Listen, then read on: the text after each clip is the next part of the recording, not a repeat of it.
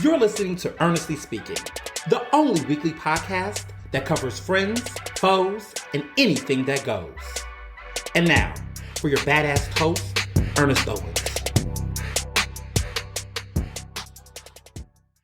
And we're back with another episode of Ernestly Speaking with your host, Ernest Owens, myself.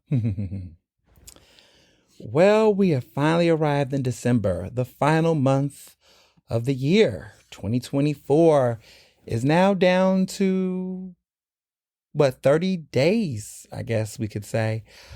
Oh, goodness, it's been a year. And, I'm already planning for next year, I must say. I'm already getting my schedule together.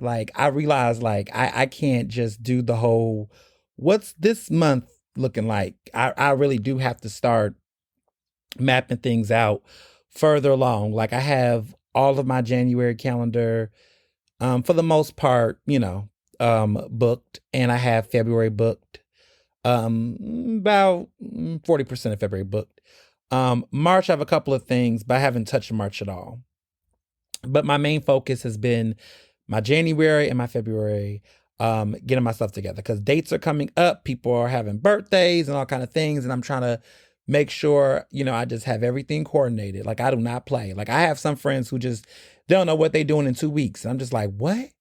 I don't know. Over here, when I'm with my lit brothers and my people, we have to look at dates. We have to coordinate. We pulling out calendars and all kind of stuff, making sure stuff aligns. And I will say I have appreciated that this year. I have been really big with not letting stuff conflict or overlap. If I can't do something, I can. If I can move something, I move it.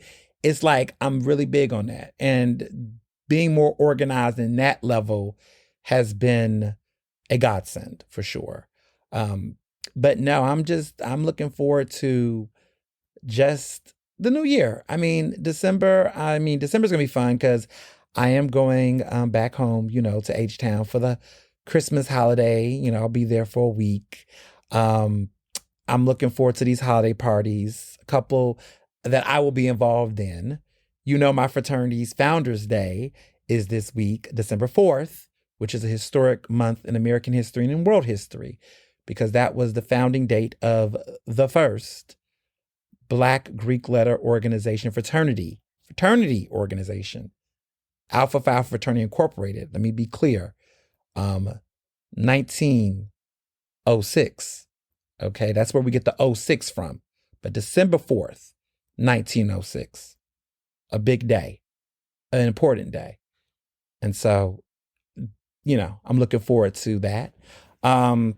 Just looking forward to just winding down. I feel like December just feels like a winding down time where it's I'm not trying to do any new projects. I'm trying to close deals, sign some contracts, do some renewals, and move forward. Okay.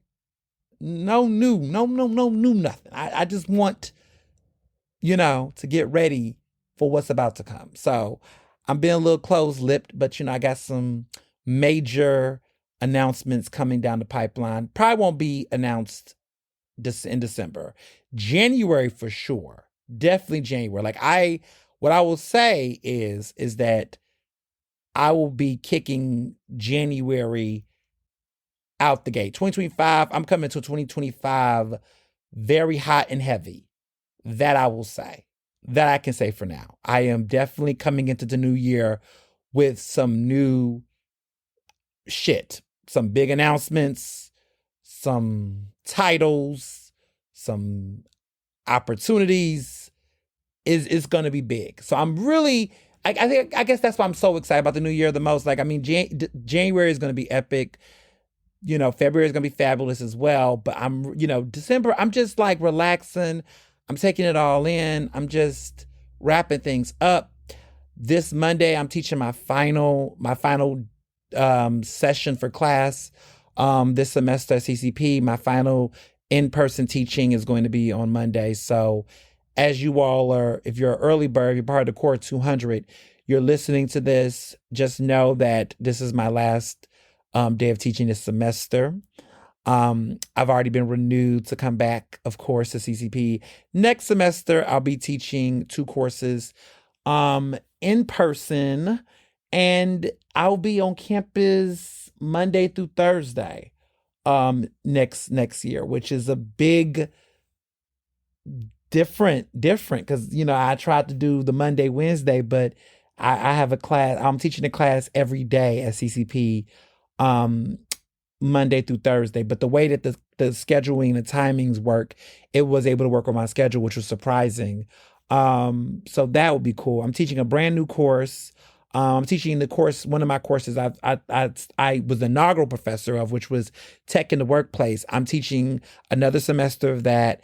And then there's a new course that I'm teaching called team communication. How to do communications within team and group settings, which is important, people, because communication is always a two-way street. It's never a one-way street. So the fact that there is going to be a course that's going to prepare these students about how to engage in team settings and structures, how useful. And some of you all listening to this episode right now are probably like, dang, I need a class like that. Where can I sign up? Well, you actually can sign up. CCP does do courses a la carte where you can just, sign up for a particular course that you find essential or necessary for your particular learning or what your need is. You don't have to necessarily be in a 2-year associate's degree program in order to take classes at CCP. You can do them a la carte. And actually, if you work for the city and other major companies and institutions in the city, a lot of them will do tuition reimbursement for certain courses. So listen, you can have Professor Ernest much sooner than you might think. So, just want to put that out there for those who might think that these types of classes might be useful for you or somebody that because, I love community college teaching. It's been great. I will say now that this semester is wrapping up, I will say I really did enjoy teaching these students. And I really enjoyed teaching 2 classes that brought out 2 different aspects of my skill set. So this year I taught tech in the workplace, but I also taught public speaking, which is something I've been always passionate about throughout my career. And it was fun because it was 2 different sides of my brain, but it was also 2 different students in need, right? Where with tech in the workplace, my students wouldn't be quiet. In my public speaking course, my students they knew they needed it, and they definitely did. They took the class because they needed to work on their public speaking. They wanted to get better at it, but they were more like, I had to bring that out of them. And so it's very interesting seeing the personalities of both of the classes. Like one was a lot more chill, more mellow, and the other group was more, they just couldn't. They were just, oh my goodness, they was working me. But I loved each of them equally the most, my children. My students, but they were great. They were great overall. They were a good group. So I look forward to teaching next semester. There'll be a whole nother batch of students that are like different, like they're especially tech in the workplace. Like these will be a completely different group of students. And so I'm excited to see. And then I wonder if I'm going to have some overlap because I'm in the English department, but my concentration there is communication and mass communication and whatnot. So I'm wondering if some of my students in my tech in the workplace course, even my public speaking course, might actually cross over and take this other team communication course. It might, because I know that there are some students that are already telling me that I'm like their favorite, I'm their fave. And so I'm wondering if they're going to follow me along the academic journey. And let me tell you, I did that. At Penn, there was like 2 professors, maybe 3, I think 3 professors where I took multiple courses by them because I was like, we got a thing going here, and I just want to keep the A train going. But they were also just good at what they were. And then we built such a good relationship that they came in handy for letters of recommendation because I was able to, know that they was going to write me a good one because they clearly liked me and they knew my work. And also they was able to talk about me in a very good way. Like one of those professors I actually used for my graduate school application when I applied to go to USC for my master's there. And that professor to this day, like still remembers me. They're friends with me on Facebook. Like they follow all of my career, but they spoke into me like a lot of stuff that I do now. Like when I did student radio, they were like, "You're gonna do radio when you finish. You're gonna do radio." I'm like, "I don't know. Like, I'm really into this writing." They said, "Well, you could do both," and I was like, and here I am doing both. I'm writing and I'm doing radio. So they, this is those professors you just don't forget. There are certain professors you just don't forget. There's certain courses that change my entire mindset on like what type of journalism I wanted to do, what type of work I want to do. Like that's the power of it. So I don't take lightly what I'm teaching in these classes and the impact I'm making on my students because it just that one professor that believes in you or that one professor that really just make you think about something in a way that you'll never unsee it that way again. There was a course I took that I'm thinking about at Penn for undergrad at Annenberg. It was about gender. I think it was called Gender and Media. This course was like Gender and Media in the media. And it was talking about just the way in which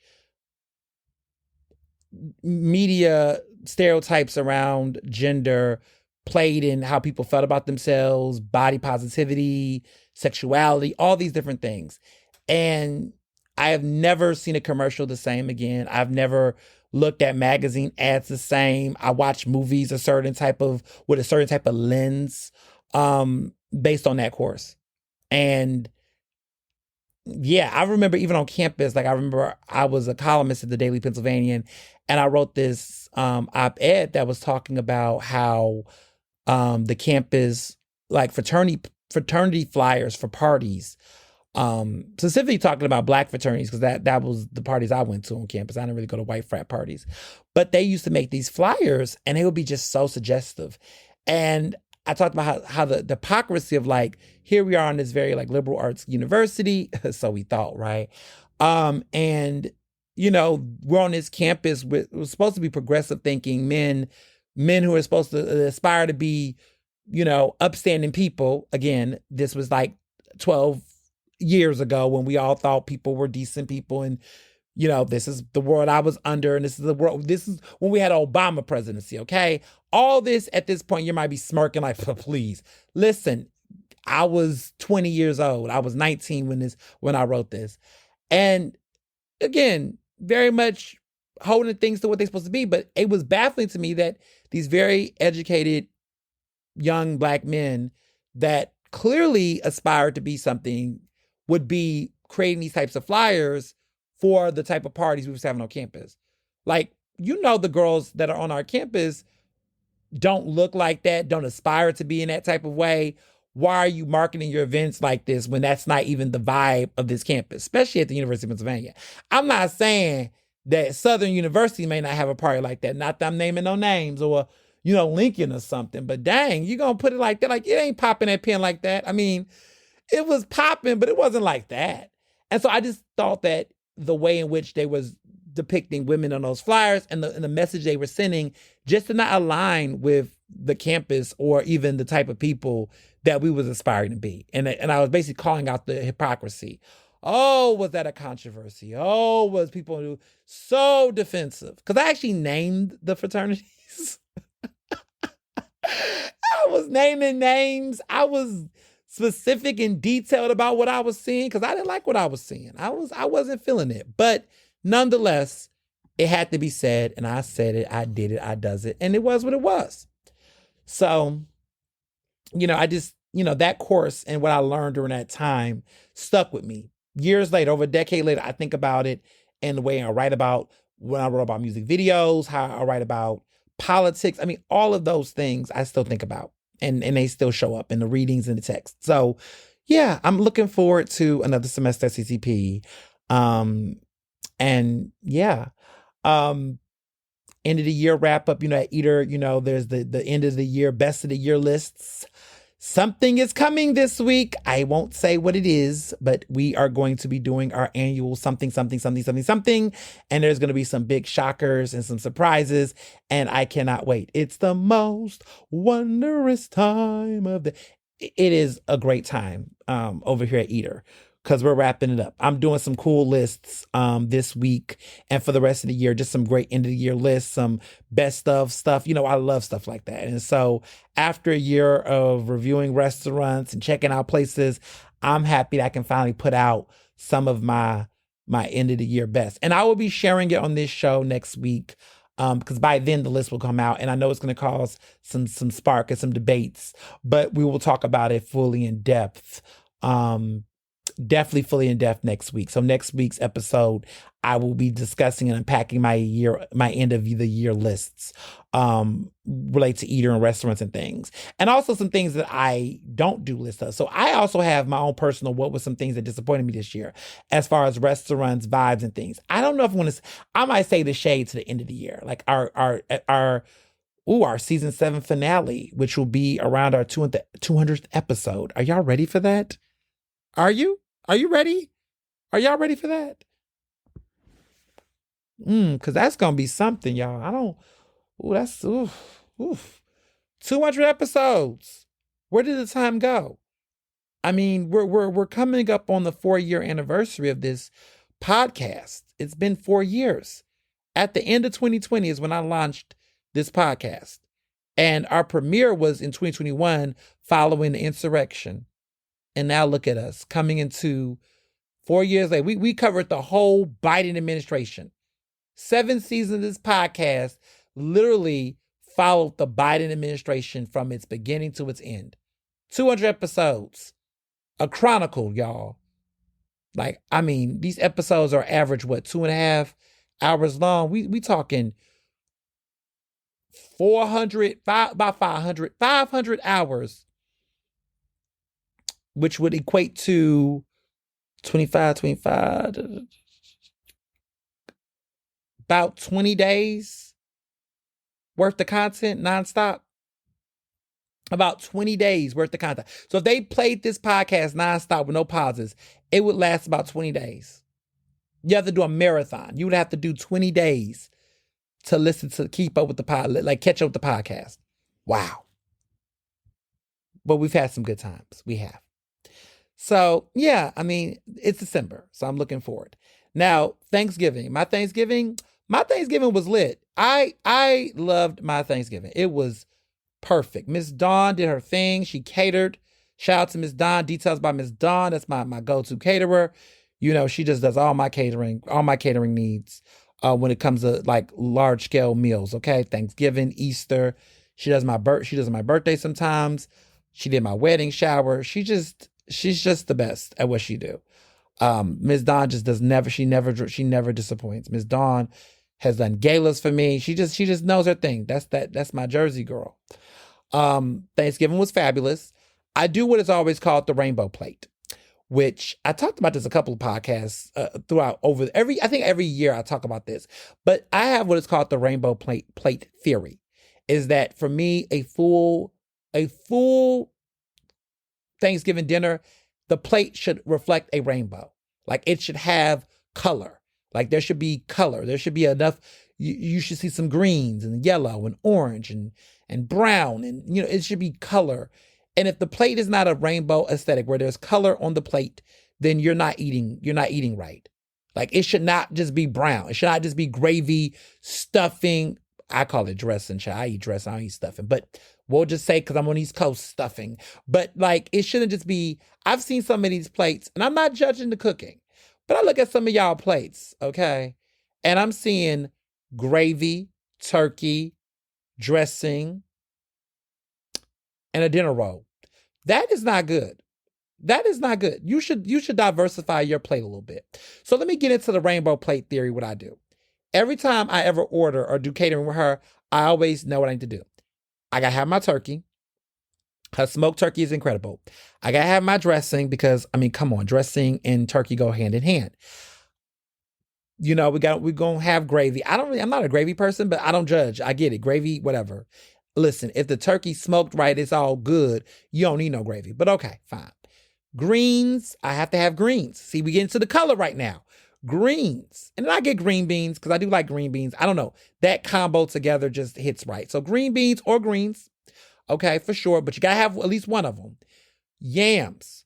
That's the orange. We gotta have the yams, gotta have the orange. And of course the baked mac and cheese. That's the yellow, that's the gold.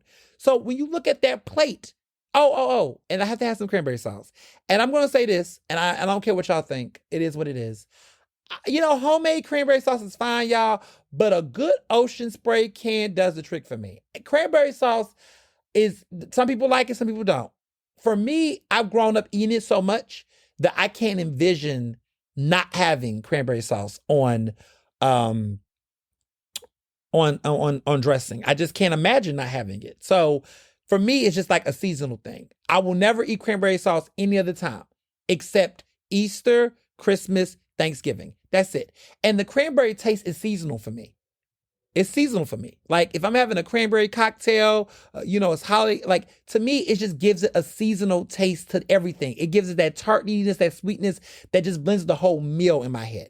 So that's why I like it. And also, again, it adds color to the plate. So that's how I create the rainbow effect. And that's what we had. We had that for dinner. It was fabulous. George came with his husband, Mike. My lip brother, Jamarcus, came, of course. My younger brother came. George came with his husband, Mark. Sharon came. Of course, Mr. Johnson was there. And myself. It was 7 of us. We had a good old family get together. It was so nice, so reformed. And what I love this year, I increased the number of people that I hosted this year for Thanksgiving because of one important reason. I wanted to get rid of leftovers. We were big on this year. We said it. Mr. Johnson and I had a whole talk. I was like, listen, I can't do Thanksgiving dinner like 3-4 times. Look, I grew up like that. I grew up in a house that was like, 3-4 days before Thanksgiving? You better go in that kitchen and figure it out. Okay, you better figure it out. Don't you ask for a crazy meal. When stuff is marinating and things are being done, don't you go in there thinking I'm gonna cook. That's how it was. So, I learned, look, I cooked, I figured it out, ordered some pizza, did something. But I knew not to ask, 5 days before Thanksgiving? Don't even expect it. You better go in there and figure it out. And that's what we did. Then, of course, Thanksgiving leftovers, we would do Thanksgiving leftovers probably about 3 to 4 days. It would last. About 3-4 days, it would last. Because let me explain why. Some people say, how does that work? Because Thanksgiving I don't know what people doing nowadays. I couldn't tell you what people do with Thanksgiving. But you wasn't just eating your leftovers. You was eating what people brought over. And so I was used to big, huge Thanksgivings where double-digit numbers. We talking 10 was the minimum, but it would definitely go over 10. Where you had multiple people coming in and out the house throughout that damn day. And people was dropping stuff off and people was taking stuff with them. And so it was an influx. It was almost like a food cartel going on.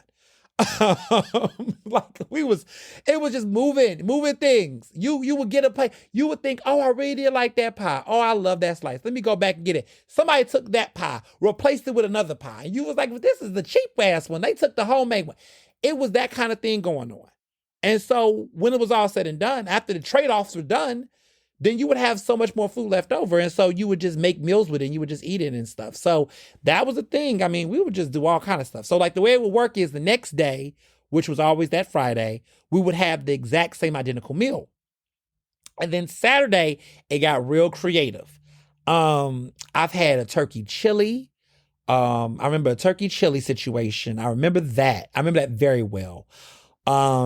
What else did we do with that turkey meat? I definitely remember, I remember the chili.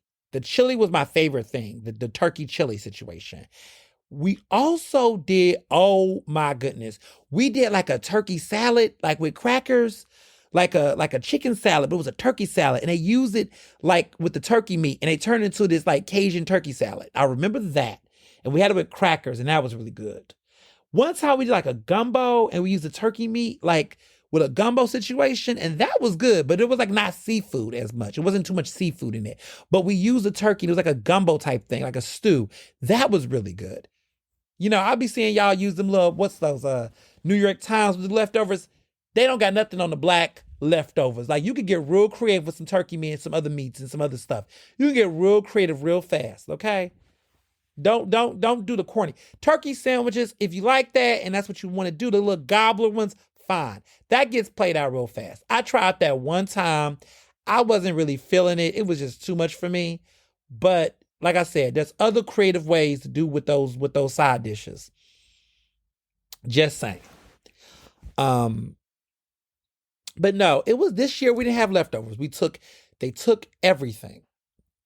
Everybody took something. Everybody took the stuff they like. And we had desserts. Cake Life Bake Shop did this really great apple pie we had that dessert. Mr. Johnson for the first time made a banana pudding, but that banana pudding was what he considered a rich banana pudding, meaning rich as in he did not cut any corners. He got, instead of using those like cheap vanilla wafers, the ones that, what they call them, Nilla, or whatever they call those, I don't even know what they call them, in the yellow box, he didn't do those. He got these English shortbread, these fancy ass English shortbread cookies that are like real fancy, and he used that instead. And then he, did real bananas. He had this really, really fancy vanilla pudding he made. It wasn't the typical, again, he did not use the Jell-O version. Like all the stuff he used was like this high quality version. And then he had the Chessman pieces from Pepperidge Farm. They had the Chessman pieces. He layered them on top with those. Oh, it was hidden. It is a classic. Everyone said it was a hit. And he might do it for New Year's. He might do it again. But I was like, you got to make this again because clearly it's a hit. And he's like, oh, people don't eat banana pudding on New Year's. I was like, what are you talking about? I don't know what. Sometimes I think he just is like, he has this mindset about what things should be. And I'm like, people will do whatever. People will eat banana pudding on New Year's Eve. I believe that. I would. Hell, I think they will. He was like, I don't know. I'm like, no, they will. They'll eat anything that's good. Anything that's good, people will eat. I'm that person. I don't care what season it is. If it's good, I'm going to eat it. Most things.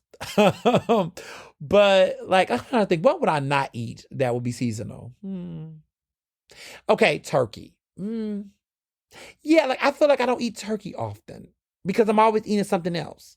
Like duck, which is incredible. But turkey, I don't feel like I eat turkey all the time. I'm not against it, but I guess I would never run. Like you never see anyone at a restaurant eat turkey breast. Like if you ever go to a restaurant, they always have chicken breast, they always have duck breast. But you notice that most restaurants will not ever actually sell turkey breast. Like they never will be like, there's a turkey breast item on the menu. Food for thought. But don't do chicken breast all day. But no one's selling turkey breast like that. Like outside of the Thanksgiving season. I've never seen restaurants just be like, here's turkey breast on the menu just to have. Interesting. But nonetheless, no, Thanksgiving this year was just real ease. It was very ease. I was a really fancy. I was on my barefoot Contessa tip in the garden. I was just very into house mode. Like wine, I had both of my decanters out. I had my wine aerating. I did all the things. I put out all the stops. We had a very festive, fall cocktail. I had some cider that I got from Westchester that was Pennsylvania made. These really good apple ciders that were like homemade, that was sparkling, that was like very local. We started off with the welcome cocktail. We had a really great charcuterie board. Like we just really did it up real, real grand this year. This was a very effortless, well done, executed Thanksgiving hosting experience. Probably the best, most organized. We didn't eat too late. Everything was timed properly. And again, Miss Dawn did her big one. And I found out, and I cracked the code on why Miss Dawn's catering is the bomb, why the Thanksgiving hits differently for me. So I have this, I don't even know if this is a theory. I just think this is a proved fact. I believe that Thanksgiving dinner after the next day tastes better than the day of. The day of is good. Let's not be confused. I'm not saying your cooking is bad. I think this is across the board for anyone who cooks. Any food, Thanksgiving dinner itself is great. But the next day, it hits. It's phenomenal. It just tastes even better. And the reason why is because the seasoning soaks, the meat's marinated in its fullness and richness, the greens soak, the dressing, seasoning locks in. I mean, all of the stuff really comes together and get the rest and get the marinade even better the next day. So when you reheat that food again, you're tasting it at its maximum altitude. Now, why do I say Miss Dawn's food, her catering, why it feels that way immediately? is because we get the food the night before. Everything has already been pre-cooked and cooked and seasoned and marinated, everything. She gives it to us packaged and ready for us like the day before Thanksgiving. So we bring it home, put it in the fridge, and then we reheat and do everything the next day. So we're literally having the day after Thanksgiving meal, the day of Thanksgiving. And that's why we all get the itis and we all crash and fall asleep, because we also have red wine too. That's why it feels so rich. That's why I can't keep eating it, because it is so rich. It's so, decadent, and that's what it is. That's why she masters at what she do. She's phenomenal. Look at me, sound like a paid televised. I promise you, I've not been paid to promote this, her cooking. It's just that damn good. So yeah, it was fabulous. It was so nice to, to just, yes, it was fabulous. So afterwards, the next day, which was that Friday, was Black Friday. Let me just start off by saying, well, let me back up real quick. I spent Black Friday the next day with going to my lawyer's house. Him and his wife, we had a great time. They had some leftovers, but they turned it into a brunch, which I was impressed with. They turned their leftover Thanksgiving food into a brunch, and that's how they got rid of their food. So they brought everybody over for brunch. So I did have some Thanksgiving, but it was a brunch vibe. It was like they did some stuff with the quiche and other things. And I was like, oh, that's cool. So they got rid of it through a brunch vibe. So it was like some of the Thanksgiving leftover food, which the food was banging, but then they had other things mixed in to like make it a brunch, and that was great. And I did have a good time. I really did enjoy that. That was how they got rid of their leftovers. They turned into a brunch the next day, and it was good. So we was there, and we talking about Black Friday shopping. I don't know about y'all. I've heard that worldwide that, Black Friday deals were banging, that the economy was doing good, that people really went out shopping. But I didn't feel it this year. I looked at some stuff, just looked at things. Y'all, what happened to, what is this 25% off? The fuck? 15% off. That's just taking off the tax and the shipping. 30%. There was no real deals this year. Maybe, I don't know. I saw a couple of things that was like, okay, you're doing buy one, get one free. You're doing 50% off. You're doing a real deal. Okay. But where I grew up and back in the day, Black Friday, baby, it was 50 or more. Okay? People used to fight. We used to be a different society. Folks used to beat people's ass at the store. Now, I don't support violence or condone it before y'all start starting. But there was deals that made you want to beat people for the deals. Give me that damn TV. Shit, that TV 60% off. I ain't gonna ever get that again. Yeah, that's the last one we fighting. You ain't fighting nobody for no 25% off on a TV, girl. You can have it. You're not fighting nobody for no 30% off discount. You can have that bag, girl. 70% you still paying. But I remember when the deals were steals. These deals ain't no steals. These deals are not steals. Okay? It was a deal you would steal. I remember back in the day when the Air Jordans used to go out, when they used to always drop the new ones the day after Thanksgiving, everybody go to the mall, run that mall like they, lose their mind for the new J's. You don't see that anymore. Like the enthusiasm is just not there. Now, people talking about recession and the economy, and people making jokes about how, I thought people couldn't pay for eggs and milk, but look at them spend all this money. Oh, shut up. It was never about the economy, y'all. It was about the sexism and racism. My goodness, y'all really fell for that okie doke. You really believe white people when they said it was about eggs? No, they didn't want a black woman to run the country. Shut up and stop acting like you believe them. Goodness. Everybody, I thought people wasn't having no money. I thought that was the economy. It was never the economy. It was because it was a black woman. Listen, if Biden would have ran again, he probably would have won. I'm convinced. Or he would have been close. Or you know what? He would have had the popular vote. And Trump may have had the battleground states, but Biden would have had the popular vote. I believe that. Because even Trump right now, that margin ain't that high. His popular vote margin is not that high, by the way. He's like the 44th president in ranking when it comes to popular vote margin wins. It's not that good. He won them battleground states for sure, but most of them were like small percentages that he won. But a win is still a win. I ain't gonna deny that. But still, Some of y'all need to chill. It wasn't that big of a referendum and a groundswell. I mean, to be clear, Kamala got more votes than Obama did in '08 and 12 based on the number of people that voted for her. Did you know that? Clock it. Okay. There y'all go. And she even did better, I think, than Trump did the first time he ran. Just saying. We just didn't bring out the votes that we needed to. Biden's still the most popular president in American history. More people vote for Biden than any other president in U.S. history. Did you know that fun fact? Which is why his ass should have stayed.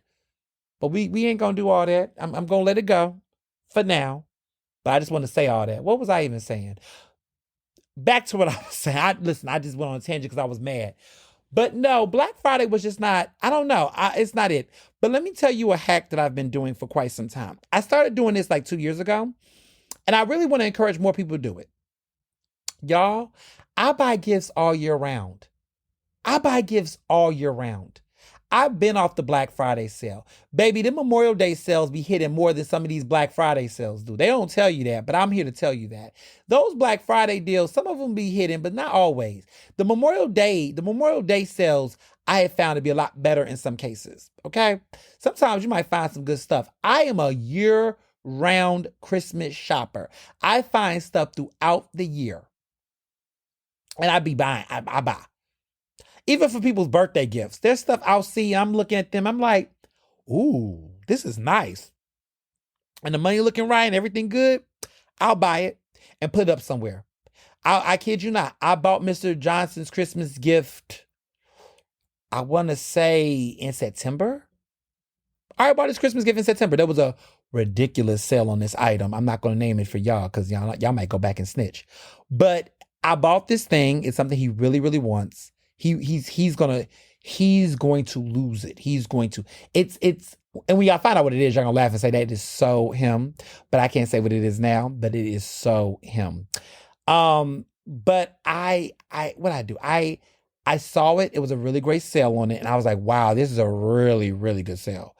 Let me go ahead and nab this. And I also had a gift card and everything worked out. It was a really good deal because baby, the original price, I mean, I would have still bought it, but I mean, the deal was a steal. But sometimes you will find that there may be certain items and things that will have a great sell on it and you just need to just cop it then. I've gotten certain things where I was like, yo, I need to get this now. I need to get this because this won't be available. They're going to run out of this or this is not going to be it. And when I was in the moment, I made the purchase. Sometimes you got to do it like that. For certain friends I have, certain gifts and stuff, like I think ahead of time. There's gifts I've bought. Like one of my friends, one of my good Judy's, her birthday, Lauren's birthday is coming up in like 2 weeks. I bought her gift 2 months ago. Like that's just how I am. I'll just know. I'll just know when I see that thing. I'm like, you know what? This is what I do with my friends. I get gifts that I know that they're interested in or they want that they themselves will not necessarily get for themselves. Like, it's like something they'll be like, you know what, that's too much. Or I don't need that. That's just excessive. But it's something they want, but they wouldn't like spend the money themselves. But I'll be the friend to say, you know what, I'll get that for you because I know you want it. And it is crazy for you to get it for yourself. So I'll get it for you. And then, of course, they're like in love because it's what they really wanted. So I do that for a couple of my friends. Like I have gifts where I'm like, I got this particularly because I know my friend wants it. There are certain things like that I have that I just, I am. So I know I got some ideas. I have some gifts for yeah, I'm just going to be quiet. Let me be quiet before I talk too much. But each of my gifts are very thoughtful in some creative way. But Black Friday was not like, okay, so I'll tell you one thing I did. I bought myself something for Black Friday. I bought 2 things for myself for Black Friday. I didn't buy anything for anybody for Black Friday because all the gifts everybody's gifts already have for everybody. Everybody's gifts already have this year.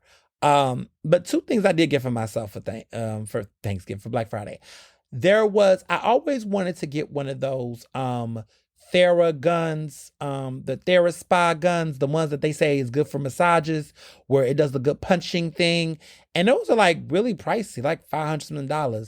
But they had a really good deal on Amazon Prime. I think it was like, it wasn't 50% off. It was 40% off. But I say, you know what?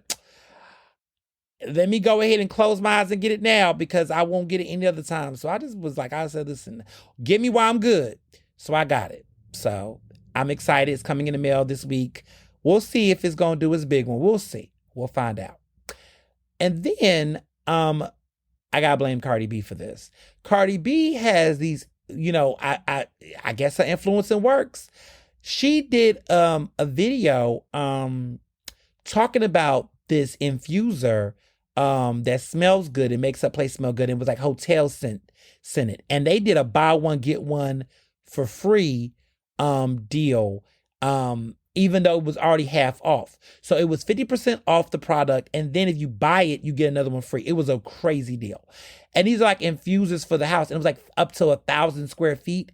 And I was like, oh my God, I need this. I definitely need this. And so I got one. So I'm going to put one in the bedroom. I'm going to put one in the living room. But apparently it has that like that smell where it has that hotel smell, like Ritz-Carlton. They had the W scents. The scents of the infuser are like those scents from those people's main hotels. And I love that scent because I love going to hotels. And I'm like, oh my goodness, I've been wanting to step up my infuser game for my place for a minute. And I mean, I use like the traditional, not Lysol, like those Febreze ones, I guess, like the ones the Gillette ones where you plug in and it works. It smells good. The house smells good with them on, but I want something that's a more like I'm tired of replacing them like that. Like I want something that's gonna last and just have a little bit more, widespread, like a little bit more oomph. So we're gonna see what this is doing. It was on sale. It was a great sale. I don't regret the price. So I'm gonna see what this is giving, but this might be my new thing. It's from a company called Scent or something like that.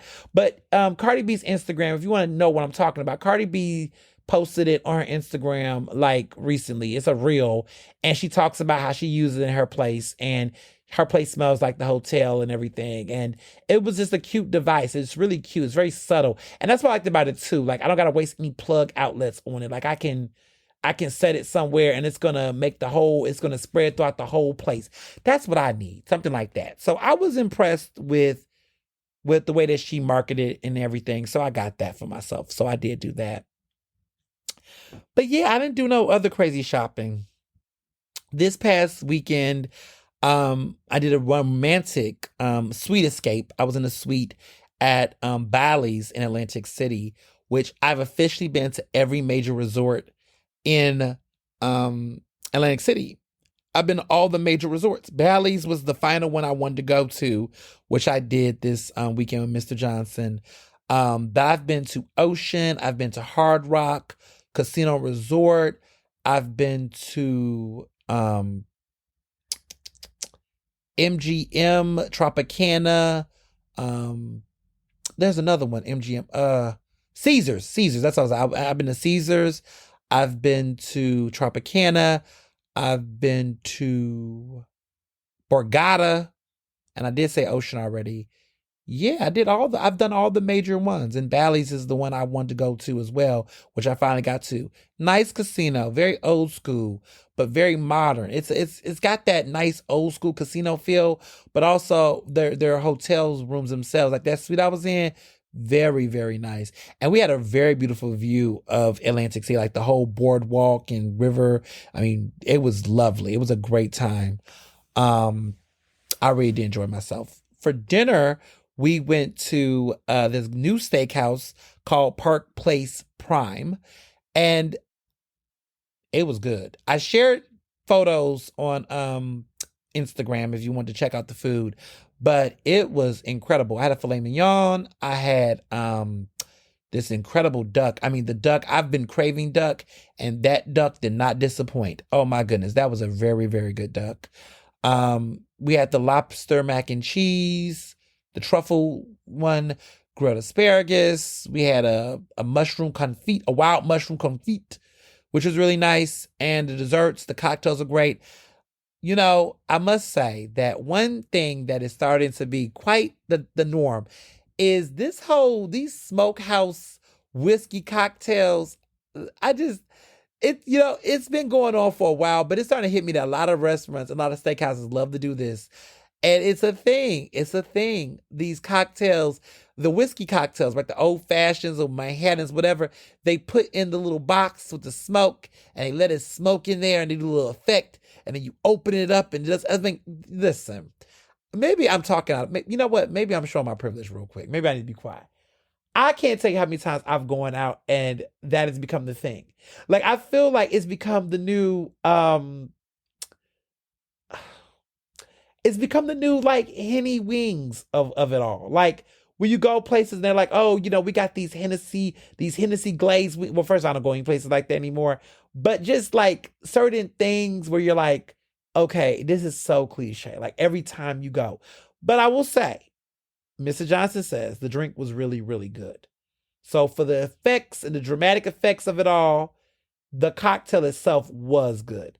And I have gone places where they charge this crazy upcharge for those types of cocktails and it don't taste like anything. But he did say it was a very, very good old fashioned. And that while it did have all the smoky effect and all that razzle dazzle, the cocktail was lit and it was good. Because sometimes I feel like these cocktails be playing in my face. Like, I'm like, is it really that good? But he says it was. So, But no, it was a very romantic, nice escape. And it was nice to come home to a house that smelled so good. It was so clean. And there was no leftovers in the fridge. And there was no what to do. Everybody ate the food. And to just come back home and just be cuddled in, it was so sweet. I went to dinner later on Sunday night. Went to Amira, which is that Greek restaurant, the new Greek restaurant that is in Rittenhouse. They're owned by the same people that own the Greek restaurant Astia. So if you've ever been to Astia and you really like Astia, that's that loud, boisterous classic. Okay, it's a classic. Like Astia is a classic Greek restaurant in Philadelphia. Like they've been around for a very long time. That family owns Amira, which is the new one. Now that restaurant, I forget what was there before, but it was over there where Little Pete's, I think. And I forget what it replaced, but it's gorgeous. It's a beautiful restaurant. It is one of the most gorgeous restaurants in Philly. Like everybody I know, that place looked good. Food-wise, it was good. The food was good. The lamb chops did what it need to do.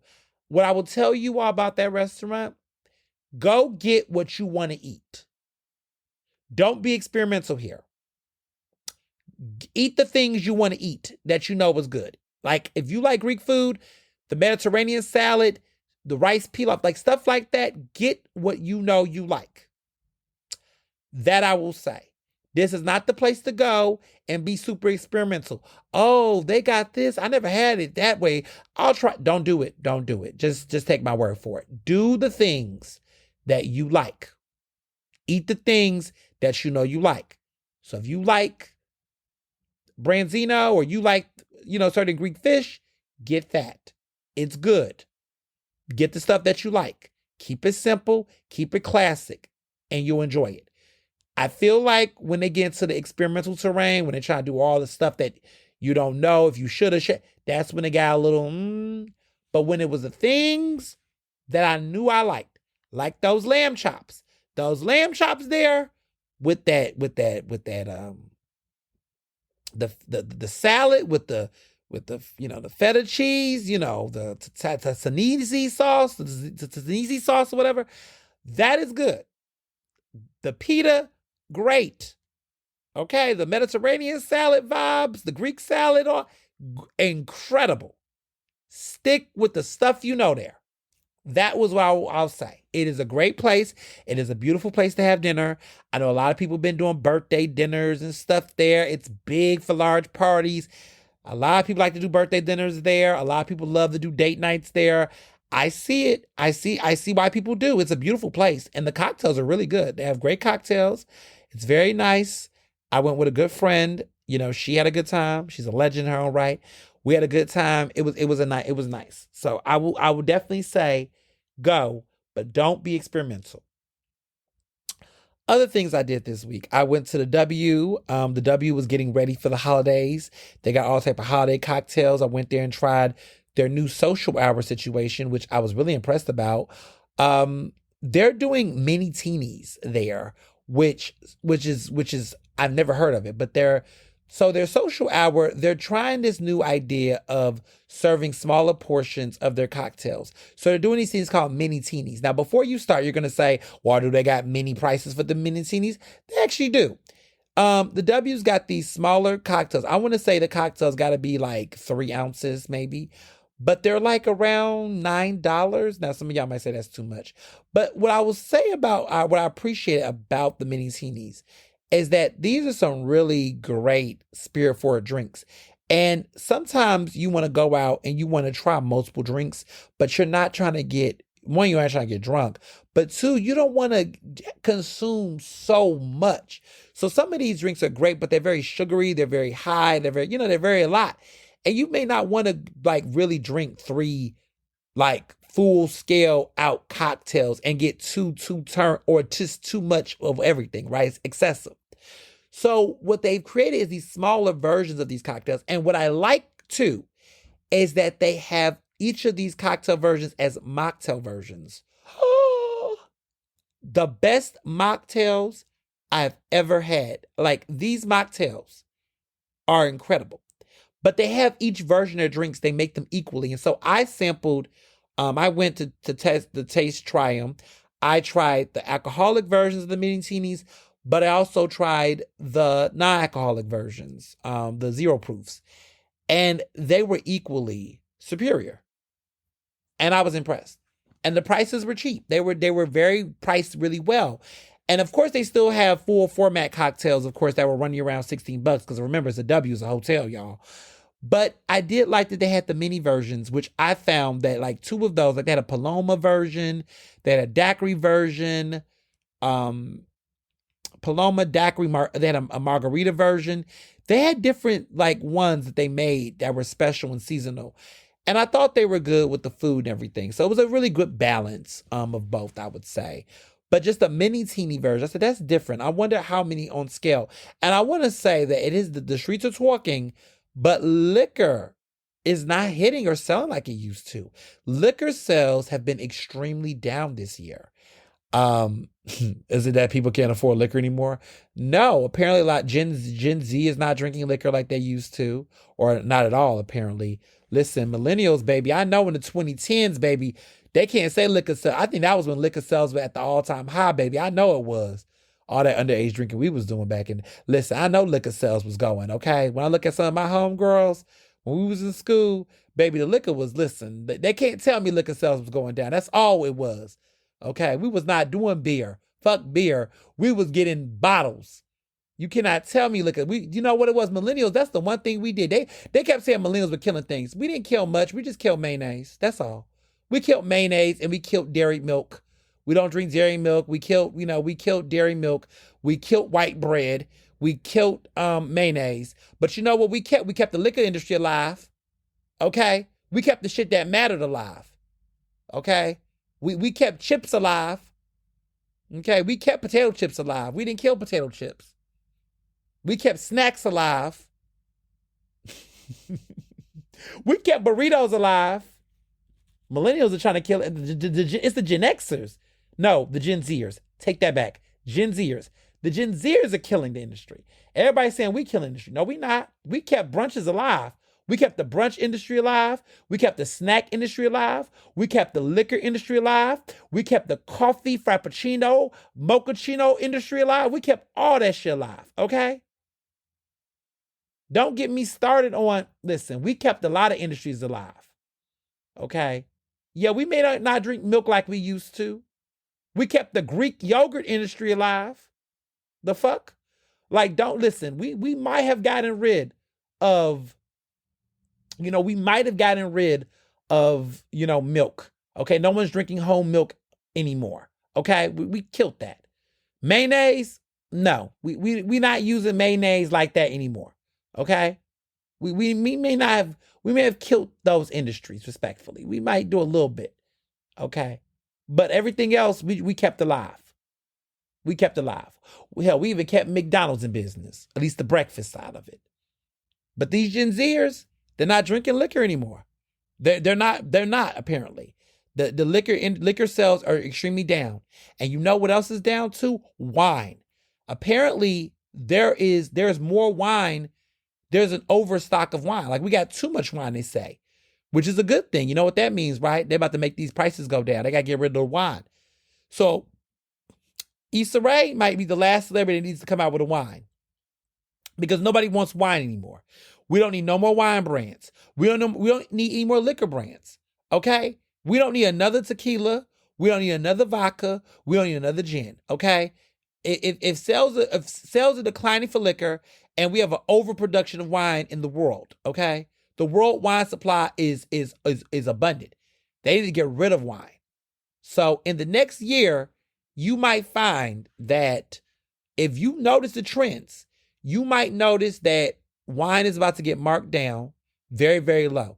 So if wine prices start getting cheap in 2025, you heard it here first, okay? If you start noticing that wine begins to be over marketed in weird ways, like if you start hearing crazy shit like, oh, drinking wine can make your skin glow or some shit. If you start seeing them talk about wine infused skincare products, that's because they try to get rid of that fucking wine. I'm telling you, this is how the market works. I used to be in Future Farmers of America. When I was in high school, I was the president of the Future Farmers of America chapter in my high school. You know, some of y'all forget I was FFA, baby, okay, all the way. Got some good scholarship money from that. And one thing I learned, one thing that taught me, which became a resource for me in life. See how I be talking about like learning? I learned a lot about agriculture, farm, and marketing. Production, like how food production and horticulture and all this stuff work as a business model. Not just as how people sell things and consume them, but also like how it gets infused in our everyday life. And I've been preaching this to people for a long time. I think I've talked about on this show where like you all wonder why certain vegetables that no one wants becomes marketed and repackaged a certain way. Right? There's a reason why we started eating cauliflower a lot because they couldn't sell cauliflower. So they had to make it sexy. And culinary whiz kids and chefs and people started to say, how do we make a certain vegetable sexy so we can get rid of production? We have overproduction of it, like Brussels sprouts. You know, if every year you notice there are certain vegetables that you're like, why are we hearing about this now? Because they're not selling enough of it. And so they have to find ways to incorporate it. So what they use is the mass marketing, the FDA, the Food and Drug Administration, like they have to look and they have to sit down and go, okay, what are some vegetables that are not being sold that we're selling too much, we're not selling enough of, and there's an overcrop of them in season, right? So certain vegetables, they had to figure out what to do when they were not selling as much. I remember this happened with beets. Beets were not being sold enough. So they had to figure out how they can make beets marketable. So that's why you start seeing a rise in beet juices and beet salads and all these types of weird beet incorporations of beet products. Because that's what they have to figure out what to do. Cucumbers sell really well, but you know, think about a certain vegetable. Like right now, shiitake mushrooms, shishito peppers. Like shishito peppers they've been trying to find ways to get creative with shishito peppers for the last couple of years because no one was buying them at first. So now certain hot peppers are being sold. Ghost peppers, right? Now you notice that ghost peppers in everything we fucking eat. They do it with cheese, the dairy industry, with certain cheeses. They have to figure out, okay, we weren't seeing enough sales of a certain type of cheese. So then they started pushing it on us. And who do they push that shit through? Fast food places. I will tell you all every single day, follow the trends of cheeses at fast food places. The number one is Wendy's. Every damn year, Wendy's is pushing a brand new cheese that is not selling in the market. We done went through Parmesan. We went through, what's the one everybody, Asiago cheese. Now everybody want to bring back pepper jack cheese because the cheese wasn't selling. So now they want, you notice that American cheese never has this problem. Swiss cheese sales are doing fine. But if you notice very carefully what cheeses, they put out these weird ass cheeses and you're like, well, what's that cheese? It's because Gouda. I remember Gouda cheese was not selling enough. Now Gouda is in everything now because they had to push it out to make it popular. So when they be talking about what's trending, what's trendy is shit that's not fucking selling. So they got to remarket it. They got to repackage it. If you go to restaurants, you start to notice certain products being sold. Ghost peppers is the biggest one. That whole ghost pepper, hot wings, all that. Y'all, ghost pepper wasn't selling. So they put in every fucking thing to make us think that it was trendy. The gag is that whatever is trending is something that's not selling. So now they got to repackage it and remarket it so everybody can go back in the market and buy it. And then here's the thing. Once you buy it enough, then it becomes normalized, and it hits with consumers, because here's the way it works. When people have not been exposed to a particular product, there are some people that will turn around and realize, oh my God, I love ghost pepper. Like, I love ghost pepper. Like, I need more of it. Like, I want to use it in something. And then that's how you have a new customer and clientele that's hooked. When people have not been exposed to a certain type of cheese or product or thing, they don't know it exists, so they don't know not to like it or not. Once people do find out they like it, then it sticks with them, and then those are regular customers. So I remember with Gouda cheese, there was a period of time a lot of people didn't know what Gouda cheese was, never knew how it smelled or taste. They put it out in some fast food products. So I remember Wendy's started doing all this Gouda shit, like Gouda Dave doubles with Gouda cheese, Gouda on top of the wings as cheese fries. And then McDonald's and other people start to incorporate it in some of their stuff. Asiago cheese is the big one for me. I was like, none of y'all knew about no Asiago cheese. And then all of a sudden it became the norm, because I remember it was marketing through the brands.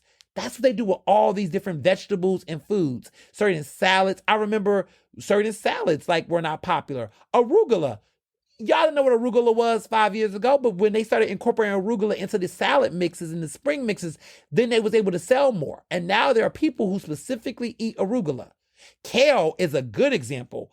Black folks been knew about kale, but the kale market was struggling. So what did they do with kale? They started putting kale in every fucking thing. Kale smoothies, kale salads, kale on burgers, kale sandwiches, kale chicken Caesar salads.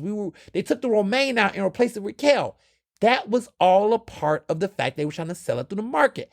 I grew up knowing this and learning this through my FFA studies, which is why we need to bring back more horticulture classes, more home economic courses, because people need to know how to cook, and people need to know how the farming works. Even if you don't got a farm, you should know how a farm works. But I digress. So, seasonal stuff. A lot of you all asked me about this. Aquamino, that boozy tea situation I went to. It was really fancy, that I will admit to. It was a bougie tea, as some will say. So here's the fun facts about that tea. So this is at the Ritz-Carlton. The Ritz-Carlton is doing this really cool event throughout the month of December, and they may continue with it.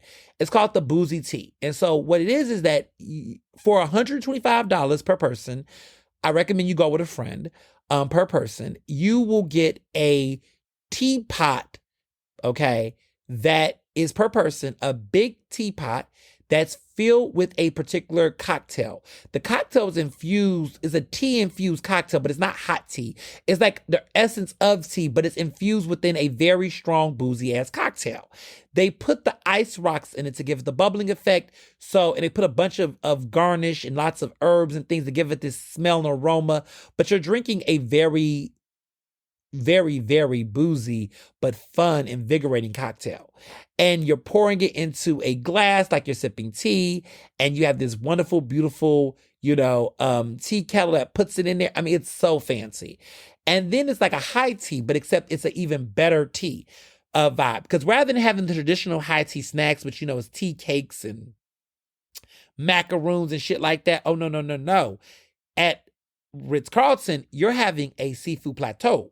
You're having oysters, you're having ceviche, you're having a nice seafood platter. Then you have a charcuterie spread that is gorgeous. Then you have a spread of cheesesteak empanadas. You have a veggie one, you have a cheesesteak one that has a ribeye, and then there's a lobster one that's delicious. And then you have a beautiful dessert display that is filled with some really great sweet treats as well. All of this is a splurge. Again, it's $125 per person. I will tell you though, that portion wise, you will leave full, you will leave drunk. Well, I won't say drunk, but you will leave nice. You will get, listen, if you're questioning whether or not there's value to this, there is value. It is you will walk away taking some of those bites home. Okay. It is nice. It is exuberant. It is fun. It is splurgy. It is a good time out. Okay. And it was nice. Mr. Johnson, I did it the day before Thanksgiving. It was very romantic. It was a good time. And then I think lastly, because I think before we get into these hot topics, I did make an appearance on Piers Morgan this week. A lot of you all loved my appearance on the show. I was on an episode prior to that a couple of weeks back, and I was really frustrated. It was right after the election. And I think the thing was that I just, I was bummed, and not bummed because I was like, oh my goodness, I love Kamala. Kamala lost. It wasn't I was obsessed and into Kamala. It was just that I was frustrated with just this country, and I still am. But coming onto the show this time around, I took on a different persona. And the persona was more from the sense of like, you are the cats that got the cream, you conservatives, and you're not going to sit up and lick yourself in front of me with the cream, okay? And so my perspective shifted in realizing like, look, I'm going to be optimistic that I'll be okay. And I've said that. I think I'll be okay. I'm worried for a lot of people who are vulnerable. That my compassion and heart for the people does not change. But I go on the show and I realize, look, the check cleared. The appearance is there. The book is selling off every time I make an appearance on that show, my book goes up in sales because there's people that like to hate watch me and hate read me. And there's people that actually love me and like to support me and find out who I am. And it's interesting. So I come on that show, and this time around, I'm just looking at them. I'm just like, y'all batshit crazy. But you know what? Rather than argue and lose my mind, I'm just going to keep it cute, because at the end of the day, I'm going to go back to my man. I'm going to go back to my friends. I'm going to go back to my loving home. And the world is not going to be impacted in this moment like this. Now, that doesn't mean I don't have any mouth for me. The mouth was mouthing for sure on the show. And I had fun. And it was just interesting because I was like teasing them. They were so baity. If you can go to the link in my bio and watch the latest episode. I did put the link to the bio. So if you want to watch the latest episode, I'm on the full episode the entire time. I make full appearance on Pierce now. He used to have me where I was just a segment girl. Now I'm a full episode girl. He keeps me on the entire 30, 45 minutes of the show, baby. You know, the star can't leave the show. But people have noticed that Pierce loved to have me on. It's been how many years now, y'all? It's supposed to be 2 years of me making frequent appearance on Piers Morgan. I'm a regular on Piers Morgan show now. Like, you can expect me on the Piers Morgan uncensored show several times a month. Like, it's my thing. And yeah, it's I mean, look, it's one of the hottest shows on YouTube. I mean, hundreds of thousands of people watch me on there regularly. Like, I've maintained a cult following on that damn show. It's words can't describe it. But like, I've become a regular, and it's kind of cool, because it's like, damn, I know Piers Morgan is not the best guy in the world, but it's like, damn, I really didn't finesse my way into that situation. Because honestly, it was one appearance, and listen, my friend Amanda, Dr. Parks, every time we watched, it was this one appearance I made. Y'all remember? It was when I was from my book, and I got into it with him about Meghan Markle, and I thought that after I dragged him like I did, oh, there's no way I'm coming back on this show. This man's a masochist. He loves to have me come on there and torture him, and torture his guests, those man children. But he loves to have me on there. And that girl Esther, who I call Candace Owens Jr., she don't like that. But Esther be on there with her shits. But Esther looks better than Candace Owens. She's cuter, I will say. She's a pretty lady. I can't take that from her, but she is batshit crazy. But yeah, I do enjoy being on it. It's fun. I've had some memorable moments. I do enjoy being on the show and clocking him several times. But my face card I look so good. I'm sorry. I just looked really good. I was like, I look good. I've always looked good on TV, but I just was like, I mean, I would, what, let me be quiet. That's that guy. There's a guy, they say he's an ally, but he's really, well, he says he's an ally. He's, what's his name, Lucci or whatever his name. He's that rapper who he says is an ally, but I don't know. I don't know how I feel about people call themselves like straight people call themselves allies. I think the word I think that needs to change. We need to stop. You cannot be self-describing yourself as an ally. You know, um, because it just seems very self-serving. Like, don't be out here calling yourself, you know, an ally. That's the word I have to give you. NLE Chopper. That's who it is. NLE Chopper. Yeah, NLE Chopper. I think I think that would be the perfect tone. The perfect guy. He said if I was a bad. Yes, I just thought about that lyric, but if you know, you know. So moving along,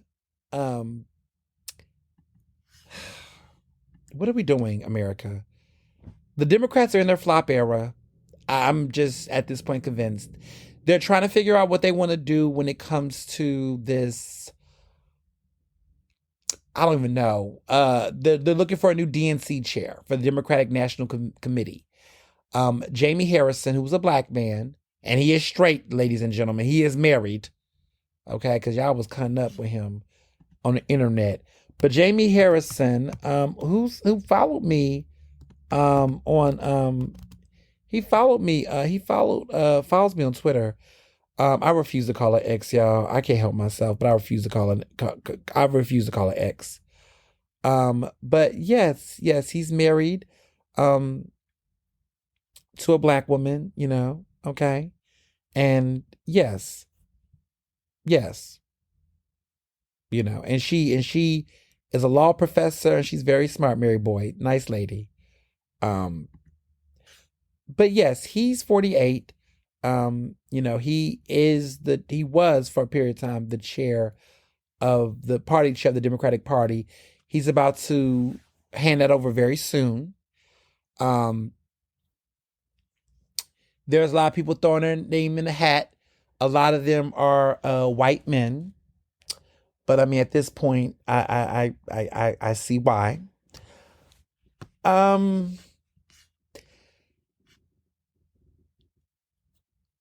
will say I don't really like the direction some of these conversations within the Democratic Party has been going lately. I mean, they're trying to blame everybody for why they lost. They've been blaming the transgender community, which I don't appreciate, on their behalf. I think it's fucked up. Like, they're trying to blame DEI. I mean, they're trying to find every reason, and I think they need to go left or something. And I'm not left. They need to go more right.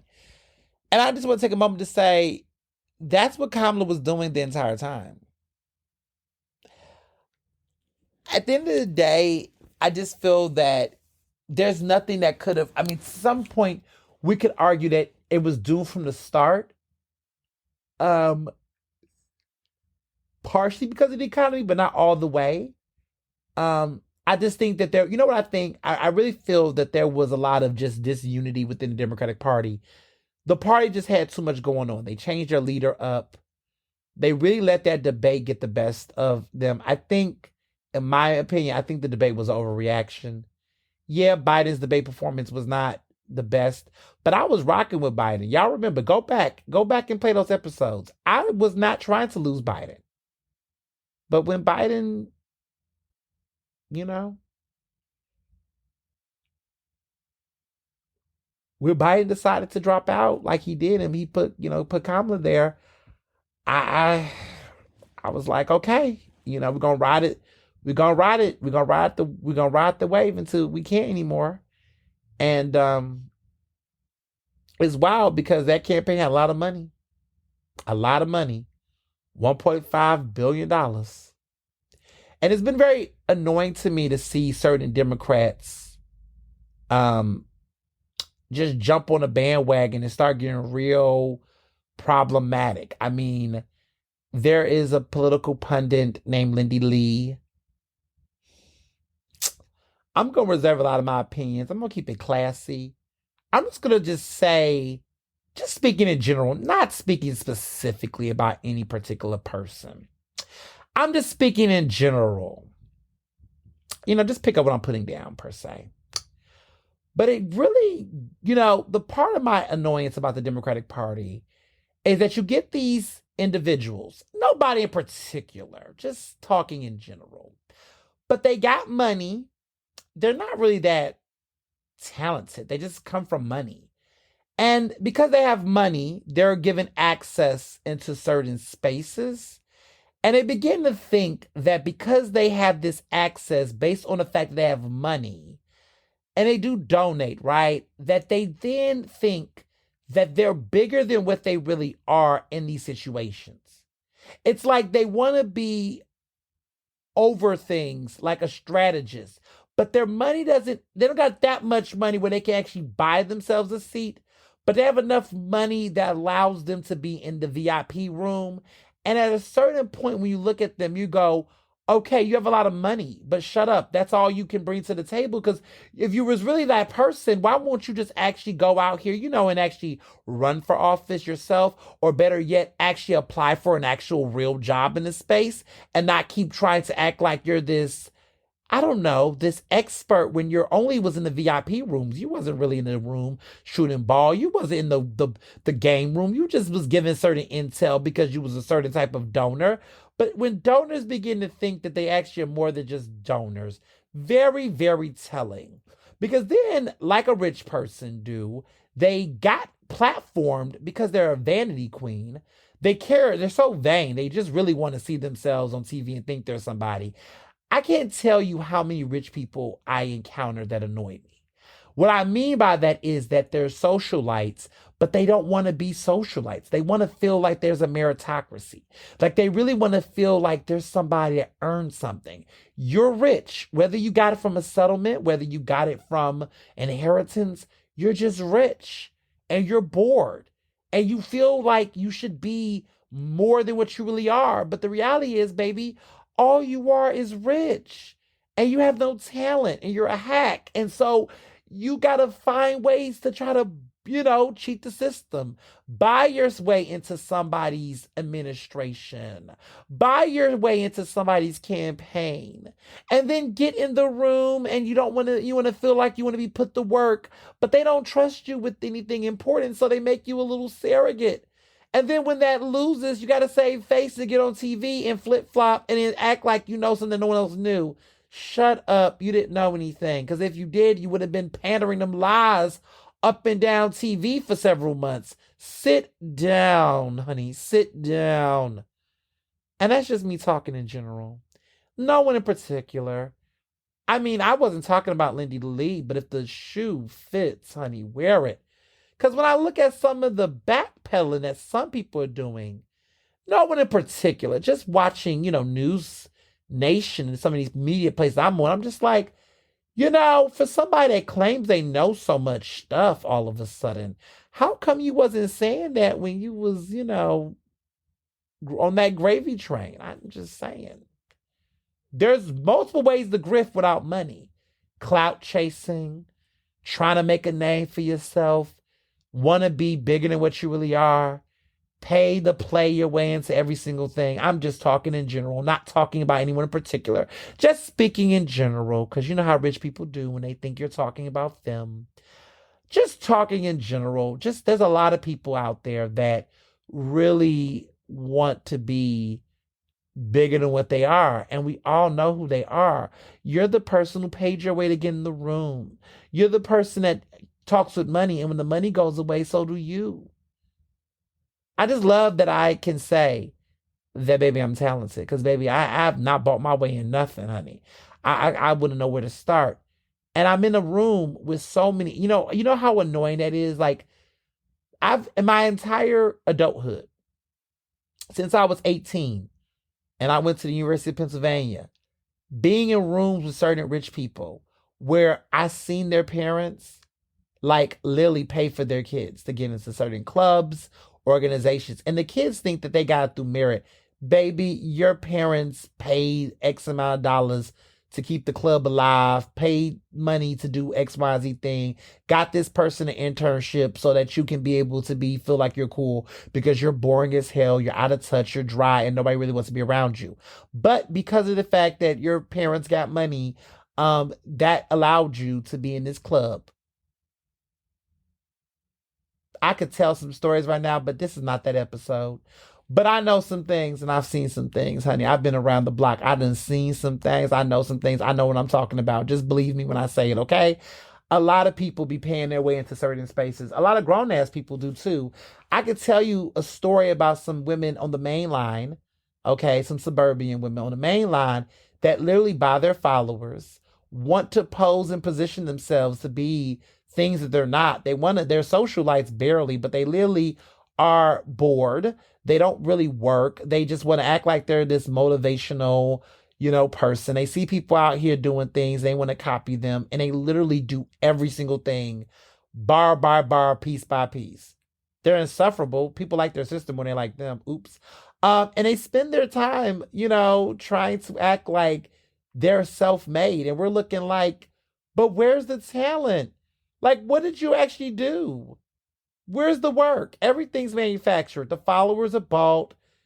You got ghostwriters doing every goddamn thing. You literally are taking like peanut shells just so you can position yourself. Like, there are people out here, y'all, that be spending money to be in pageants and rigging pageants for themselves to win. I'm just talking out loud. I don't know anyone in particular. I'm just saying there are people out here that be just spending their money to just try to sell a dream to people.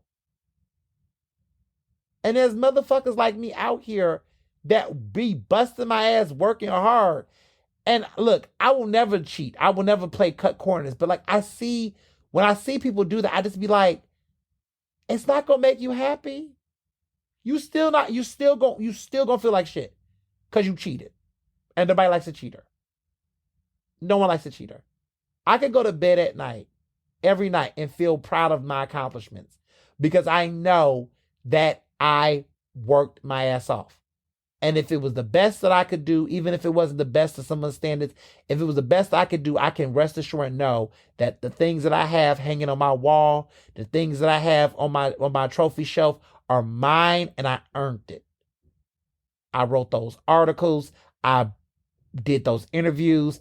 I produced my shit. I invested in my shit. I worked for it. One thing about me, nobody can call me a liar, and nobody can call me a cheater, and nobody can call me a thief, baby. All my shit's mine. Okay? That's one thing. You may not like what I put out, but you can't say it ain't mine. There's a lot of people out who can't say the same. Okay? I didn't fall from the sky. It was no overnight success story. I didn't just fall from the sky. I didn't just get some money and pay somebody to put me on the track. I didn't do it. That's not my story. And I see some people that tell me they're inspired by me, but I look at them, I say, well, you could be inspired, but then, but, I mean, let me be quiet. But I just tell people, just, for all this talk about DEI and diversity hires and shit, I've had so many people, especially white people, look at me and think I got something because I was black. Or I got some black folks that I know in my community that be hating on me. That be like, oh, he got that because he was gay. Oh, that's cute. I wish. Wrong one. Because when I went in the room, the gay room, they didn't want to give it to me because I was black. Okay, so you can't even say I got it because I was gay, honey. Because racism exists in the gay community. For those who did not know, I just think people be forgetting that part. Okay, the sexism, misogyny, the racism, that shit exists in all them communities, okay? So I laugh when people be thinking, oh, it's easier for you because you a gay man. Oh, you think, when black straight men tell me that shit, I literally want to throw them down the stairs emotionally. Because I'm just like, where in these scenarios do you just have it easier than me in your mindset? Because whatever you think I'm getting, there is another reaction. So you think that somehow I'm more safer or presentable to said white person. Child, white folks are racist to black people, whether they smart, dumb, muscular, skinny. Racism does not discriminate on size. Racism is racism, baby. It's about the skin color, baby. It ain't got nothing to do about nothing else. The gag is white folks are racist to black smart people any day. They racist to black women who pose no threat or harm to them, but they're threatened by their intelligence, their success. The threat is not physicality, motherfuckers. The threat is intellectual too. It's not I tell straight black men, I have sometimes had arguments, and I'll be like, they think that the whole racism thing is rooted around, they think I'm a scary black man, so because you're more effeminate or whatever, they're not scared of you. Child, biggest lie ever. The fear they have of you and your physicality is the fear they have of me intellectually when I walk in those spaces and they think I'm going to take their job. So if you think that the racism is only based on physicality, that is the biggest lie. Because if that was the case, Kamala would have been president. Clearly, the threat is not just physical. It is intellectual. It is financial. It's all types of things. So we gonna stop that. We gonna shut that down. I'm tired of it. The internet narrative's got to stop. Oh, black straight men got it harder than black gay men because, black straight men, people think they're masculine. Bitch, bye. Please. Biggest lie ever. Biggest myth ever. You know why I laugh at that?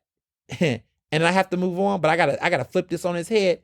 Is because if that was the case, then how come in black cis hetero spaces that I'm entering in, I still face levels of discrimination, disrespect, simply because I like other men, because I'm same gender loving, because I have a boyfriend. If the threat was, if I did not have any adversity within my own community, it's primarily, the homophobia is primarily not based on the physical threat of anything. It's based literally on my sexual orientation alone. So if we can be threatened by people without the physicality sense of it, because ain't nobody thinking I'm gonna take them and bend them over, child. Okay, no one's looking at me thinking I'm gonna take anything. Then what will be the threat? The threat is a mental threat. It's you're threatened through your insecurities, your own internalized homophobia, maybe your own insecurities with your own sexuality. The threat is not physical at that point. There's other ways that people can be threatened by you that's not driven by physicality. So when you tell black women that they can't relate, and you tell black queer people that they can't relate, that is the stupidest thing you can say. And I just feel like that needs to be said. I don't know. Something in me just said, let me say this on this podcast, because I hear this rhetoric and it's time to stop just letting stuff fly by the radar. Over the years, I've just we nodding. I'd be like, oh, okay. Mm-hmm. I'm not doing it anymore. No, that's actually not correct. That's wrong. No, that's bullshit. Well, let me tell you why that's wrong. And I'm going to move on. But when you just start hearing little things, we accept things that just don't pose actual truths. There are men out here, there are straight men out here that think that black gay men are somehow way out here just living their life and having opportunities and things that they don't have because they think they're being a black straight man makes them a unique threat or target to society. Shut the fuck up. Please. We are all in this together. You want to dismiss black women's experiences. You want to dismiss black queer people's experiences like almost like we just got it so easy. Okay. Okay. Bullshit. But we see it. We see it a lot. I'm looking at just even what's going on with Kamala Harris. Apparently she's asking for more money. This Harris Fight Fund, I ain't giving a damn dollar. Wasn't giving one before, but just not. They talking about this video of her. They question whether her sobriety, just immature. I think she's just over it, y'all. I think she's tired. I think this loss has been hitting her. And she's just over it like so many people are. I bet the loss, it must be hard. Remember, she put herself out there. All those rallies, all those parades, all of those speeches, all those debates. And what does it feel like to know that you really gave it your all? You lost to somebody that was not as qualified as you. Oh, Hillary. It's giving Hillary all over again.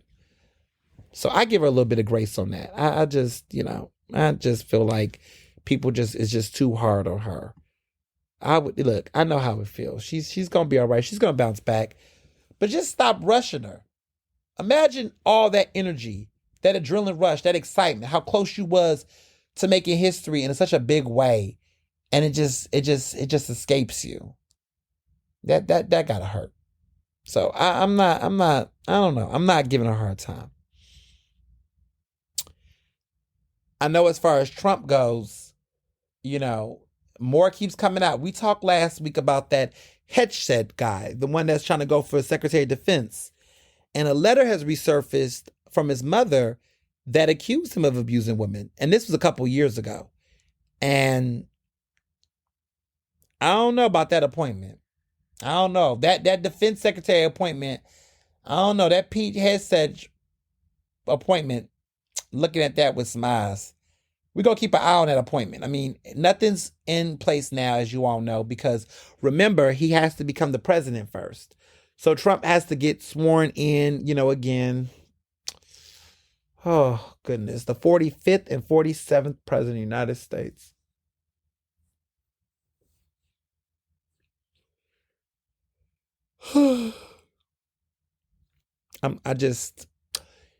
Okay. So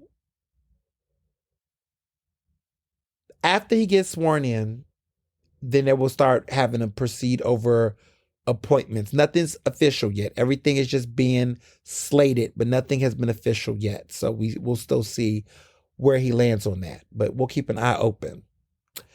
I want to talk a little bit about this recent conversation around MAGA being normalized. A lot of people have been coming out speaking about how, MAGA culture has been normalized in everyday, political influencer culture and a lot of stuff like that.